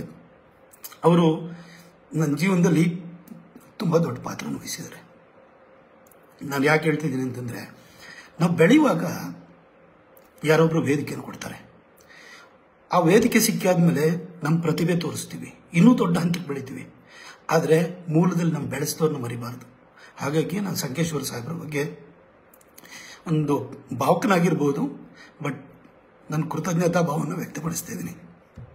ಹಾಗೆ ವಿಶ್ವೇಶ್ವರ ಭಟ್ರು ನಮ್ಮ ಟಿಕೆಟ್ ಕೊಡಿಸೋದ್ರಲ್ಲೂ ಕೂಡ ಅವ್ರ ಪಾತ್ರ ಇದೆ, ನಾನು ಬಂದು ಗೆಲ್ಸೋದ್ರಲ್ಲೂ ಪಾತ್ರ ಇದೆ. ಎಲ್ಲ ರೀತಿಯಲ್ಲೂ ನನ್ನ ಕೈ ಹಿಡಿದು ಬೆಳೆಸಿದ್ರು, ಎಲ್ಲ ಜಾತಿಯವರು ಬೆಳೆಸಿದರು. ವೀರಶೈವರು, ಬ್ರಾಹ್ಮಣರು, ಆಮೇಲೆ ಇಲ್ಲಿ ರಾಜಕಾರಣಕ್ಕೆ ಬಂದಾದ್ಮೇಲೆ ಎಲ್ಲ ಜಾತಿ ಜನಾಂಗದವರು, ಒಕ್ಕಲಿಗರು ಇರ್ಬೋದು, ಮತ್ತೆ ವೀರಶೈವರು ಇರ್ಬೋದು, ನಾಯಕ ಕಮ್ಯುನಿಟಿ ಇರ್ಬೋದು, ನಿಮ್ಮ ಕುರುಬ ಸಮಾಜದವರು ಕೂಡ ನನಗೆ ಲೀಡ್ ಕೊಟ್ಟಿರೋ ಬೂತ್ಗಳಿದ್ದಾವೆ, SC ಸಮಾಜದವ್ರಿಗೆ ಲೀಡ್ ಕೊಟ್ಟಿರೋ ಬೂತ್ಗಳಿದ್ದಾವೆ. ಎಲ್ಲರೂ ಬೆಳೆಸಿದ್ರಿ ನೀವು. ಹಾಗಾಗಿ ನಾನು ಇಲ್ಲಿ ಬಂದಾದ್ಮೇಲೆ ನಾನೊಬ್ಬ ಎಲ್ಲರಿಗೂ ಸಲ್ಲುವ ಸಂಸದನಾಗಿ ನಾನು ಕೆಲಸವನ್ನು ಮಾಡಿದ್ದೀನಿ, ಇಷ್ಟೆಲ್ಲ ಮಾಡಿದ್ದೀನಿ. ಆದರೆ ರಾಜಕಾರಣದಲ್ಲಿ ದ್ವೇಷ, ಅಸೂಯೆ ಎಲ್ಲವೂ ಇರ್ತವೆ. ನಾನು ಮೊನ್ನೆ ಡಾಕ್ಟರ್ ಮಂಜುನಾಥ್ ಇದ್ದಾರಲ್ಲ, ಅವ್ರದ್ದು ಇದನ್ನು ಕೇಳ್ತಿದ್ದೆ. ಈ ಲೀಡರ್ಗಳಾಗಿರುವಂಥವ್ರು ಏನು ಅಂತ ಹೇಳಿದರೆ, ಅವರಿಗೆ ಹೃದಯ ವೈಶಾಲ್ಯತೆ ಇತ್ತು ಅಂದರೆ ಎಲ್ಲರನ್ನೂ ತಮ್ಮ ಮಕ್ಕಳು ಅನ್ನೋ ಥರದಲ್ಲಿ ಬೆಳೆಸ್ತಾರೆ. ಈಗ ದೇವರಾಜ ಅರಸು ಅವ್ರು ಬದುಕಿಲ್ಲ ಇವತ್ತು, ಆದರೆ ದೇವರಾಜ ಅರಸು ಅಂತ ತುಂಬ ಜನ ಹೇಳ್ತಾರೆ. ಯಾಕೆಂದರೆ ದೇವರಾಜ ಅರಸು ನೂರಾರು ಜನ ಲೀಡರ್ಗಳನ್ನ ಹುಟ್ಟಾಕ್ಬಿಟ್ರು, ಎಲ್ಲರನ್ನೂ ಬೆಳೆಸಿದ್ರು. ರಾಮಕೃಷ್ಣ ಹೆಗಡೆ ಅವ್ರ ಬಗ್ಗೆನೂ ಕೂಡ ಆ ಥರನ್ನ ತುಂಬ ಜನ ಪ್ರೀತಿಯನ್ನು, HD ದೇವೇಗೌಡರು ಕೂಡ ಅಷ್ಟೇ. ನಮ್ಗೌಡ ಅಂತ ಹೇಳ್ಬಿಟ್ಟು ನಾರ್ತ್ ಕರ್ನಾಟಕದವ್ರು ಹೇಳ್ತಾರೆ. ಎಷ್ಟೋ ಜನ ನಮ್ಮ ಲೀಡರ್ಸ್ನೆಲ್ಲ ಈಗ ಹೇಳ್ಬೋದು, ಜಿಗ್ಜಣಿಗೆ ಸಾಹೇಬ್ರೆ ಇರ್ಬೋದು, ಅದೇ ರೀತಿ ಗದ್ದಿಗೌಡರು ಇರ್ಬೋದು. ನಮ್ಗೌಡ ನಮ್ಮನ್ನು ಎಷ್ಟು ಜನ ಬೆಳೆಸಿದ್ರು ಗೊತ್ತಾ, ಹಿಂಗೆ ಮಾತಾಡ್ತಾರೆ ಅವರು. ಹೀಗೆ ತುಂಬ ಜನ ಬೆಳೆಸುವಂಥವ್ರಿದ್ದಾರೆ, ರಾಜಕಾರಣದಲ್ಲಿ ಬೆಳೆಸುವಂಥ ಪ್ರವೃತ್ತಿನೂ ಇತ್ತು. ಅಂದರೆ ಇವತ್ತಿನ ರಾಜಕಾರಣ ಬೇರೆ ಬೇರೆ ಥರ ಆಗಿದೆ. ಅದು ಇರಲಿ, ಅದು ಏನೇ ಸಮಸ್ಯೆಗಳು ಬರ್ಬೋದು, ಮತ್ತೊಂದಿರ್ಬೋದು. ಆದರೆ ನಾನಿವತ್ತು ನಿಮ್ಗೆ ಹೇಳಲಿಕ್ಕೆ ಬಯಸಿರೋದು, ನಾನಿವತ್ತರೆಗೂ 10 ವರ್ಷದಲ್ಲಿ ನನಗೆ ಸಂಘ, ನಮ್ಮ ಪಕ್ಷದ ಹಿರಿಯರು ಅವಕಾಶ ಮಾಡಿಕೊಟ್ಟಿದ್ದಾರೆ. ಮೋದಿಜಿಯವರ ಹೆಸರಿನಲ್ಲಿ ಬಂದು ಅವ್ರ ಹೆಸರಿಗೆ ಒಂದು ಯಾವತ್ತೂ ಕೂಡ ಅವ್ರ ಹೆಸರು ಇನ್ನೂ ಕೂಡ ಉಜ್ವಲ ಆಗಬೇಕು. ಮೈಸೂರಿನಲ್ಲೂ ಕೂಡ ನಿಮ್ಮ MP ನಿಮ್ಮ ಹೆಸರಲ್ಲಿ ಓಟ್ ಹಾಕಿದೆ, ಅವ್ನು ಏನೋ ಮಾಡಲಿಲ್ಲ, ಸೋಮಾರಿ ಥರ ಕೆಲಸ ಕೂತ್ಕೊಂಡ ಅಂತ ಯಾವತ್ತೂ ಅನ್ನಿಸ್ಬಾರ್ದು. ಅದಕ್ಕೋಸ್ಕರವಾಗಿ ನಾನು ಕೆಲಸವನ್ನು ಮಾಡಿದ್ದೀನಿ. ನನ್ನಂತ ಇನ್ನೊಬ್ಬನಿಗೆ ಅವಕಾಶ ಆಗಬೇಕು ಅಂತ ಮಾಡಿದ್ದೀನಿ. ನಾನು ಹೇಳಿದ್ದೆ, ಇದೇ ಲಾಸ್ಟ್ ಎಲೆಕ್ಷನ್ ಅಂತ ಹೇಳ್ಬಿಟ್ಟು ನಾನು ಹೇಳಿದ್ದೆ. ಯಾಕೆ ಅಂತ ಹೇಳಿದ್ರೆ, 15 ವರ್ಷದಲ್ಲಿ ಮೋದಿಜಿ ಅಂತ ಪ್ರಧಾನಿ ಕೆಳಗಡೆ ಕೆಲಸವನ್ನ ಮಾಡಿ ನಾವು ಪ್ರೂವ್ ಮಾಡಲಿಲ್ಲ ಅಂತಂದ್ರೆ ಅದಕ್ಕೆ ಏನರ್ಥ? ಸುಮ್ಮನೆ ಏನು ಗೂಟದ ಕಾರಲ್ಲಿ ಓಡಾಡ್ಕೊಂಡಿರೋದಕ್ಕ, ಅಥವಾ ಎಲ್ಲರಿಗೂ ತೋಟದ ಮನೆ ಮಾಡ್ಕೋ, ಇನ್ನೊಂದು ಮಾಡ್ಕೋ, ಆಸ್ತಿ ಪಾಸ್ತಿ ಮಾಡ್ಕೊಳಕ್ಕೆ ಅದಕ್ಕೆ ನಾ ಬಂದಿರೋದಲ್ಲ. ನಂತರ ಇನ್ನೊಬ್ಬನ ಯಂಗ್ಸ್ಟರ್ಗಳನ್ನ ಬೆಳೆಸಬೇಕು ಅನ್ನೋದು ನನ್ನ ಉದ್ದೇಶವಾಗಿತ್ತು. ಅದಕ್ಕೋಸ್ಕರವಾಗಿ ಒಬ್ಬ ಹಿನ್ನೆಲೆ ಇಲ್ಲದೆ ಇದ್ದವನಿಗೂ ಟಿಕೆಟ್ ಕೊಟ್ಟು ಗೆಲ್ಸಿದ್ರೆ ಅವನು ನಿಮ್ಮ ಮನೆ ಕೆಲಸದವನ ಥರ ಚಾಕ್ರಿ ಮಾಡ್ತಾನೆ. ಅವನ ಕೈ ಹಿಡಿಬೇಕು, ನಂತರ ಯಂಗ್ಸ್ಟರ್ಸ್ನ ಬೇರೆಯವ್ರನ್ನ ಕೈ ಹಿಡಿಬೇಕು ಅನ್ನೋ ಕಾರಣಕ್ಕೆ ಹಠ ಹಿಡಿದು ಕೆಲಸವನ್ನು ಮಾಡಿದ್ದೀನಿ. 10 ವರ್ಷ ನೀವು ನನ್ನ ಜೊತೆ ನಿಂತಿದ್ದೀರಿ. ನಿಮ್ಮೆಲ್ಲರಿಗೂ ಕೂಡ ನಾನು ಕೃತಜ್ಞತೆಯನ್ನು ವ್ಯಕ್ತಪಡಿಸ್ತೀನಿ. ದ್ವೇಷ, ಅಸೂಯೆ ಈ ರಾಜಕಾರಣದಲ್ಲಿ ಏನು ಬೇಕಾದ್ರೂ ಆಗ್ಬೋದು. ಮೋದಿಜಿನೇ ವನವಾಸಕ್ಕೆ ಹೋಗುವಂಥ ಪರಿಸ್ಥಿತಿ ಬಂದಿತ್ತು ಗುಜರಾತಲ್ಲಿ. ನಿಮ್ಗೆ ಗೊತ್ತಿರ್ಬೋದು, ನಂದೇ ಬುಕ್ ಒಳಗಡೆ ಬರ್ದಿದ್ದೀನಿ, ಸಂಸ್ಕಾರ ಧಾಮ ಅಂತ ಮಾಡ್ಕೊಂಡು ಹೋಗಿರೋಂಥದ್ದು. ನಾವೆಲ್ಲ ಯಾವ ದೊಡ್ಡ ವಿಷಯನೂ ಅಲ್ಲ. ಆ ದೇದೀಪ್ಯಮಾನಾಗಿ ವಿರಾಜಿಸುವಂಥ ಸೂರ್ಯನಿಗೆ ಗ್ರಹಣ ಹೊಡಿತದೆ, ನಮಗೆ ಯಾವ ವ್ಯತ್ಯಾಸವಲ್ಲ. ಆದರೆ ನಾನು ನಿಮ್ಗೆ ಇಷ್ಟೇ ಹೇಳುವಂಥದ್ದು, ರಾಜಕಾರಣ ಏನೇ ಇರ್ಬೋದು, ಕೊಟ್ಟ ಕೆಲಸವನ್ನು ಅಚ್ಚುಕಟ್ಟಾಗಿ ಮಾಡಿ ಸಹಿ ಅನಿಸ್ಕೊಳ್ಳೋದ್ರಲ್ಲಿ ಬಹಳಷ್ಟು ಆತ್ಮಸಂತೃಪ್ತಿ ಇದೆ. ಕಳೆದ ಒಂದು 4-5 ದಿನಗಳಿಂದ ನೀವು ತೋರಿದಂಥ ಪ್ರೀತಿ ಇದೆಲ್ಲ ನಂಗೆ ತುಂಬ ಖುಷಿಯಾಗಿದೆ. ಈ ಪದವಿ ನಾನೀಗ MP ಆಗಿದ್ದೀನಿ, ನಾನು MP ಆಗೇ ಸತ್ತೋಗಲ್ಲ. ಒಂದಿನ ಪೊಲಿಟಿಕಲ್ ರಿಟೈರ್ಮೆಂಟ್ ಇರ್ತದೆ. ಪೊಲಿಟಿಕ್ಸ್ ಅಂತ ಜನನೇ ಸಾಕು ಅಂತ ನಿಲ್ಲಿಸ್ಬೋದು. ಏನು ಬೇಕಾದ್ರೂ ನಮ್ಮ ನಸೀಬು ಕೆಡಬಹುದು, ಏನು ಬೇಕಾದರೂ ಆಗ್ಬೋದು. ಆದರೆ ನಾವು ಇರುವಾಗ ಎಷ್ಟು ಕೆಲಸವನ್ನು ಮಾಡಿದ್ದೀವಿ ಅಂತ ಹೇಳ್ಬಿಟ್ಟು ನಾವು ಆ ಒಂದು ಜನರಿಂದ ಒಂದು ಪ್ರೀತಿ ವಿಶ್ವಾಸವನ್ನು ಗಳಿಸ್ಕೋತೀವಲ್ಲ, ಅದಷ್ಟೇ. ಎಷ್ಟೊಂದು ಸರಿ ಯಾರು ಮಾಸ್ಟರ್ ಹಿರಣ್ಯ ಅವ್ರು ಯಾವಾಗಲೂ ನಾಟಕದಲ್ಲಿ ಹೇಳೋರು, ಇದು ಕೆಲವರು ಮಕ್ಕಳು ಬದುಕಿದ್ರು ಸತ್ತವ್ರಂಗೆ ಇರ್ತಾರೆ, ಅದು ಸತ್ತು ಬದುಕಿರಬೇಕು ಅಂತ ಹೇಳ್ಬಿಟ್ಟು ನಮ್ಮ ಯಡಿಯೂರಪ್ಪ ಸಾಹೇಬ್ರು ಯಾವಾಗಲೂ ಹೇಳ್ತಾರೆ, ಮಾತಾಡದೆ ಸಾಧನೆ ಆಗಬಾರ್ದು, ಸಾಧನೆ ಮಾತಾಡಬೇಕು ಅಂತ. ನನ್ನ ಕೆಲಸ ಮಾತಾಡಿದ್ರಿಂದಾಗಿ ನೀವು ಇಷ್ಟೆಲ್ಲ ಪ್ರೀತಿಯನ್ನು ತೋರಿಸಿದ್ರಿ. Thank you so much. 10 ವರ್ಷ ಅವಕಾಶ ಮಾಡಿಕೊಟ್ಟಿದ್ರಿ. ನಿಮ್ಮೆಲ್ಲರ ಹಾರೈಕೆ ಮುಂದಿನ ದಿನಗಳಲ್ಲೂ ನನ್ನ ಮೇಲೆ ಇರುತ್ತೆ ಅಂತ ಭಾವಿಸ್ತೀನಿ. ಕೆಟ್ಟವರ ಅಸೂಯೆ ಮತ್ತು ಕೆಟ್ಟತನಕ್ಕೆ ಶಕ್ತಿ ಇದೆ ಅನ್ನೋದಾದರೆ, ಒಳ್ಳೆಯವರ ಹಾರೈಕೆ, ಪ್ರೀತಿ, ಆಶೀರ್ವಾದಕ್ಕೂ ಕೂಡ ದೊಡ್ಡ ಶಕ್ತಿ ಇರಬೇಕಲ್ವಾ? ನಿಮ್ಮೆಲ್ಲರ ಪ್ರೀತಿ, ಹಾರೈಕೆ, ಆಶೀರ್ವಾದ ನನ್ನ ಮೇಲೆ ಇದೆ ಅಂತ ನನಗೆ ಗೊತ್ತು. ಅದು ಕಳೆದ 3 ದಿನಗಳಿಂದ ನೋಡಿದೆ. ನನ್ನ ಎಷ್ಟೋ ಸರಿ ನಾನು ಏನೋ ಒಂದ್ಸರಿ ಎಂಥದೋ ನನ್ನ ಬಗ್ಗೆನೇ ಒಂದು ಯಾವುದೋ ನನ್ನ ವರ್ತನೆಗೆ ಒಂದು ಕೆಲಸ ಮಾಡ್ತಾನೆ, ಆದ್ರೆ ಮೂಡಿಯವನು ಯಾವ ಬೈತಾನೆ ಅಂತ ಗೊತ್ತಿಲ್ಲ ಅಂತ ಹೇಳ್ಬಿಟ್ಟು ನಾನು ಬೈಕೊಂಡು ಓಡಾಡೋರು ಕೂಡ ನನ್ನನ್ನು ಅಯ್ಯೋ ಅವನಿಗೆ ಮಾತ್ರ ಟಿಕೆಟ್ ಮಿಸ್ ಆಗಬಾರ್ದು, ಅವನು ಒಳ್ಳೆ ಕೆಲಸ ಮಾಡ್ತಾನೆ, ಅವ್ನು ಏನಾರು ಇರಲಿ ಅವ್ನು ಒಳ್ಳೆ ಕೆಲಸ ಮಾಡ್ತಾನೆ ಅಂತೇಳಿ ಅವರು ಫೇಸ್ಬುಕ್ಕಲ್ಲಿ ನನ್ನ ಬೈತಾ ಇದ್ದವರು ಫೇಸ್ಬುಕ್ಕಲ್ಲಿ ಇವನಿರಬೇಕು. ಎಡಪಂಥೀಯರು ಕೂಡ ನನ್ನದ್ರೊಳಗಡೆ ಕೆಲಸ ಮಾಡೋದ್ರಲ್ಲಿ ಕೂಡ ಅವನ್ನ ಮಾತಾಡೋಂಗಿಲ್ಲ, ಅವನಂತ MP ಇರಬೇಕು ಅಂತೇಳಿ ನೀವು ನನ್ನ ಡಿಟ್ರಾಕ್ಟರ್ಸ್ ಅಂತ ಯಾರು ನನ್ನನ್ನು ಟೀಕಿಸುವಂಥವ್ರು ಕೂಡ ಪ್ರೀತಿಯ ಮಾತುಗಳನ್ನಾಡಿದಿರಿ. ಇದರಿಂದ ದೊಡ್ಡದು ಏನೂ ಬೇಕಾಗಿಲ್ಲ. ಈ ಪ್ರೀತಿ ಸದಾ ಇರಲಿ. ಈ ನಿಮ್ಮ ಪ್ರೀತಿ ಹಾರೈಕೆ ಅನ್ನೋದು ಮುಂದಿನ ದಿನಗಳಲ್ಲೂ ಕೂಡ ನನಗೆ ವರವಾಗಿ ಇನ್ನೂ 5 ವರ್ಷ ಕೆಲಸ ಮಾಡಲಿಕ್ಕೆ ಅವಕಾಶವನ್ನು ಕಲ್ಪಿಸ್ತದೆ ಅಂತ ಹೇಳಿ ನಾನು ಖಚಿತವಾಗಿ ವಿಶ್ವಾಸ ಇಟ್ಟಿದ್ದೀನಿ. ನಿಮ್ಮ ಪ್ರೀತಿ ವಿಶ್ವಾಸ ಹಾರೈಕೆ ಇದೇ ತರಲಿ. ಇನ್ನು 5 ವರ್ಷ ನಿಮ್ಮ ನಿರೀಕ್ಷೆಗೂ ಮೀರಿ ಕೆಲಸವನ್ನು ಮಾಡಿ ನನ್ನ ಕ್ಷೇತ್ರದ ಜೊತೆಗೆ ಇಡೀ ರಾಜ್ಯಾದ್ಯಂತ ಓಡಾಡಿ ಒಳ್ಳೆಯ ರಾಜಕಾರಣಕ್ಕೆ ಬರಬೇಕು. ನಂತರ ಯಂಗ್ಸ್ಟರ್ಸ್ ಬರಬೇಕು, ಎಜುಕೇಟೆಡ್ಸ್ ಬರಬೇಕು. ನಾನು ಅವ್ರ ಪರವಾಗಿ ನಾನು ಕೆಲಸ ಮಾಡ್ತೀನಿ. ನಂದೇ ಯಾವುದೊಂದು ಪಡೆ ಕಟ್ತೀನಿ. ಹೊಸ ಒಂದು ರಾಜಕಾರಣನ ಪ್ರಾರಂಭ ಮಾಡೋಣ. ನಮ್ಮ ಜೊತೆ ಕೂತ್ಕೊಂಡು ಮೋದಿಜಿಯವರು ಎಷ್ಟು ದೇಶಕ್ಕೆ ಒಳ್ಳೆ ಕೆಲಸ ಮಾಡ್ತಿರಲ್ಲ, ಆ ಮೋದಿಜಿಯವ್ರದ್ದು ಒಂದು ದೊಡ್ಡ ಸಪೋರ್ಟ್ ಗ್ರೂಪನ್ನು ಮಾಡೋಣ. ರಾಜಕಾರಣದಲ್ಲಿ ಬದಲಾವಣೆ ತರೋಣ. ನಮ್ಮ ಕರ್ನಾಟಕ ಒಂದು ಅದ್ಭುತವಾದ ರಾಜ್ಯ, ಎಲ್ಲ ರೀತಿಯ ರಿಸೋರ್ಸ್ಗಳಿರುವಂಥ ಇಡೀ ದೇಶದ ಏಕಮಾತ್ರ ರಾಜ್ಯ ಅಂತಂದ್ರೆ ಅದು ಕರ್ನಾಟಕ. ಈ ಕರ್ನಾಟಕನ ಬೇರೆ ದೊಡ್ಡ ಲೆವೆಲ್ಗೆ ನಾವು ತಗೊಂಡು ಹೋಗ್ಬೋದು. ಅದಕ್ಕೋಸ್ಕರ ಯಂಗ್ಸ್ಟರ್ಸ್ಗಳಿಂದ ಮಾತ್ರ ಅದು ಸಾಧ್ಯವಾಗುತ್ತೆ. ನಾವೆಲ್ಲ ಸೇರಿ ಕೆಲಸ ಮಾಡೋಣ. ನಿಮ್ಮಂಥವ್ರ ಕೈಗೆ, ಯಂಗ್ಸ್ಟರ್ಸ್ ಕೈಗೆ ಈ ರಾಜ್ಯದ ರಾಜಕಾರಣನೂ ಕೂಡ ಸಿಗಬೇಕು. ನಿಮ್ಗೆ ಒಳ್ಳೇದಾಗಬೇಕು. ನಿಮ್ಮಂಥವ್ರ ಜೊತೆ ನಾನೊಬ್ಬ ಮೆಂಟರ್ ಆಗಿ ಮುಂದಿನ 5 ವರ್ಷ ನನ್ನ ಕ್ಷೇತ್ರದ ಕೆಲಸಗಾರನಾಗಿಯೂ ಮಾಡ್ತೀನಿ. ಜೊತೆಗೆ ರಾಜ್ಯದ ಪ್ರತಿ ತಾಲೂಕಲ್ಲೂ ಕೂಡ, ಪ್ರತಿ ವಿಧಾನಸಭಾ ಕ್ಷೇತ್ರದಲ್ಲೂ ಕೂಡ ನಂತರ ಯಾವುದೇ ಹಿನ್ನೆಲೆ ಇಲ್ಲದೆ ಇದ್ದಂಥವರು ರಾಜಕಾರಣಕ್ಕೆ ಅವರ ಶಿಕ್ಷಣ, ಅವರ ಈ ಟ್ಯಾಲೆಂಟಿನ ಬಲದಿಂದ ಬಂದು ನೀವು ಕೂಡ ಬದಲಾವಣೆ ತರುವಂತಹ ಒಂದು ವಾತಾವರಣ ಕಲ್ಪಿಸಬೇಕು. ಅದಕ್ಕೋಸ್ಕರ ನಿಮ್ಮ ಜೊತೆ ಕೆಲಸ ಮಾಡ್ತೀನಿ. ಊರೂರಲ್ಲಿ ಹನುಮಾನ್ ಜಯಂತಿನೂ ಮಾಡೋಣ. ಹನುಮಂತ ಯಾರ ಭಕ್ತ ಆಗಿದೆ? ರಾಮನ ಭಕ್ತ ಇದೆ. ಆ ರಾಮನ ಒಂದು ಆದರ್ಶ ಏನಿದೆಯಲ್ಲ ಅದಕ್ಕೆ ಅನುಗುಣವಾದಂತಹ ಒಂದು ಆಡಳಿತ ವ್ಯವಸ್ಥೆಯನ್ನು ಬರಬೇಕು. ಅದಕ್ಕೆ ನಿಮ್ಮ ಜೊತೆ ಎಲ್ಲ ಜೊತೆ ನಾನು ಕೈ ಜೋಡಿಸಿ ಕೆಲಸ ಮಾಡ್ತೀನಿ ಅಂತ ಹೇಳ್ತಾ, ಮುಂದಿನ ದಿನಗಳಲ್ಲೂ ನಿಮ್ಮ ಹಾರೈಕೆ ಹೀಗೆ ಇರಲಿ. 1 or 2 ಡೇಸಲ್ಲಿ ಟಿಕೆಟ್ ಅನೌನ್ಸ್ ಆಗ್ಬೋದು. ಅದರಲ್ಲಿ ನಿಮ್ಮ ಪ್ರೀತಿ, ಹಾರೈಕೆ, ಆಶೀರ್ವಾದ, ನಿಮ್ಮ ಪ್ರಾರ್ಥನೆ ಆ ದೇವರಿಗೆ ಕೇಳಿಸಿ ನನಗೆ ಟಿಕೆಟ್ ಸಿಕ್ಕಿ ಇನ್ನು 5 ವರ್ಷ ಕೆಲಸ ಮಾಡಲಿಕ್ಕೆ ಅವಕಾಶ ಆಗುತ್ತೆ. ಕೊಡಗಿನ ಕಾವೇರಿ ತಾಯಿ, ಬೆಟ್ಟದಲ್ಲಿ ಕೂತಿರುವ ತಾಯಿ ಚಾಮುಂಡೇಶ್ವರಿ ಹಾಗೂ ಇಗ್ಗುತಪ್ಪ ದೇವರು ಹಾಗೂ ನಾನು ನಂಬಿರುವಂತಹ ಎಲ್ಲ ದೇವರುಗಳು ಕೈ ಹಿಡಿತಾರೆ. ನಿಮ್ಮ ಪ್ರಾರ್ಥನೆಗಳು ಫಲವನ್ನು ಕೊಡ್ತವೆ ಅಂತ ಹೇಳಿಬಿಟ್ಟು ನಾನು ಭಾವಿಸ್ತಾ 10 ವರ್ಷ ನಾನು ಕಾರ್ಯಕಾಲವನ್ನು ಕಂಪ್ಲೀಟ್ ಮಾಡೋ ಹಂತಕ್ಕೆ ಬಂದಿದ್ದೀನಿ. ಅದಕ್ಕೋಸ್ಕರ ಈ ಹಂತದಲ್ಲಿ ಇದೊಂದೇ ಫೇಸ್ಬುಕ್ ಲೈವ್ ಮಾಡೋವಂಥದ್ದು. ಹಾಗಾಗಿ ನೀವು ಇಷ್ಟು ದಿನ ನನ್ನನ್ನು ಕೈ ಹಿಡಿದು ಬೆಳೆಸಿದಿರಲ್ಲ, ಆಶೀರ್ವಾದ ಮಾಡಿದಿರಲ್ಲ, ಟೀಕೆ ಮುಖಾಂತರವೂ ನನ್ನನ್ನು ತಿದ್ದಿದಿರಲ್ಲ, ಅದಕ್ಕೋಸ್ಕರವಾಗಿ ನಿಮ್ಮೆಲ್ಲರಿಗೂ ಒಂದು ಥ್ಯಾಂಕ್ ಮಾಡಬೇಕು ಅಂತ ಹೇಳಿಬಿಟ್ಟು ನಾನು ಈ ಫೇಸ್ಬುಕ್ ಲೈವ್ ಮಾಡಿದ್ದೀನಿ. ಯಾವ ಕಾರಣಕ್ಕೂ ಅಲ್ಲ. ಜೊತೆಗೆ ನನ್ನ ಸಂಕೇಶ್ವರ ಸಾಹೇಬ್ರ ಬಗ್ಗೆ ನಾನು ಯಾವತ್ತೂ ಹಿಂಗೆ ಓಪನ್ ಆಗಿ ಹೇಳಿರಲಿಲ್ಲ. ಸಾಹೇಬ್ರ ಬಗ್ಗೆನೂ ಕೂಡ ನಾನು ಒಳ್ಳೆ ಮಾತಾಡಬೇಕಿತ್ತು. ನನ್ನ ವೇದಿಕೆ ಕೊಟ್ಟಂಥವ್ರು ನನ್ನ ವಿಶ್ವೇಶ್ವರ ಭಟ್ರು, ನಾವು ಇವ್ರಿಗೆಲ್ಲರಿಗೂ ಕೂಡ ಧನ್ಯವಾದವನ್ನು ಹೇಳಬೇಕಿತ್ತು. Thank you so much. ನಿಮ್ಮ ಪ್ರೀತಿ ವಿಶ್ವಾಸ ನೀವು ನಿಮ್ಮ ಹೃದಯದಲ್ಲಿ ಜಾಗ ಕೊಟ್ಟಿರೋದಕ್ಕೋಸ್ಕರ ಸದಾ ನಾನು ಬದುಕಿರೋವರೆಗೂ ಕೂಡ ಅದನ್ನು ಧನ್ಯತೆಯಿಂದ ನೆನಪು ಮಾಡ್ಕೊಳ್ತೀನಿ. ಈ ಕಳೆದ 4 ದಿನಗಳು ನೀವು ನನ್ನ ಬಗ್ಗೆ ಎಷ್ಟು ಪ್ರೀತಿ ಇಟ್ಟಿದ್ದೀರಿ ಅನ್ನೋದು ನನ್ನ ಹೃದಯಕ್ಕೆ ತಟ್ಟಿದೆ. ಈ ಪಾಲಿಟಿಕ್ಸ್ ಅನ್ನೋದು ಥ್ಯಾಂಕ್ಲೆಸ್ ಜಾಬ್, ಎಷ್ಟು ಕೆಲಸ ಮಾಡಿದ್ರು ಬಯಸ್ಕೊಳ್ಳೋದು ತಪ್ಪಲ್ಲ ಅಂತ ಅಂದ್ಕೊಂಡಿದ್ದೆ. ಆದರೆ ನನ್ನ ಟಿಕೆಟಿಗೆ ತೊಂದರೆ ಆಗ್ತಾ ಇದೆ ಅಂತ ಗೊತ್ತಾದ ಕೂಡಲೇ ನಿಮ್ಮ ಒಳಗಿನ ಪ್ರೀತಿ ಅನ್ನೋದು ಜಾಗೃತವಾಗಿ ನೀವು ನನಗೆ ಒಂಥರ you showered love on me. ನನ್ನ ಮೇಲೆ ಒಂಥರ ಅಷ್ಟು ಪ್ರೀತಿಯ ಮಳೆಯನ್ನು ಸುರಿಸಿದಿರಿ, ಪ್ರಾರ್ಥನೆಗಳ ಮಳೆಯನ್ನು ಸುರಿಸಿದಿರಿ. ನೀವು ನನ್ನ ಜೊತೆ ನಿಂತಿದ್ದೀರಿ. Thank you so much. Good night. ನಿಮ್ಗೆ ಒಳ್ಳೇದಾಗಲಿ.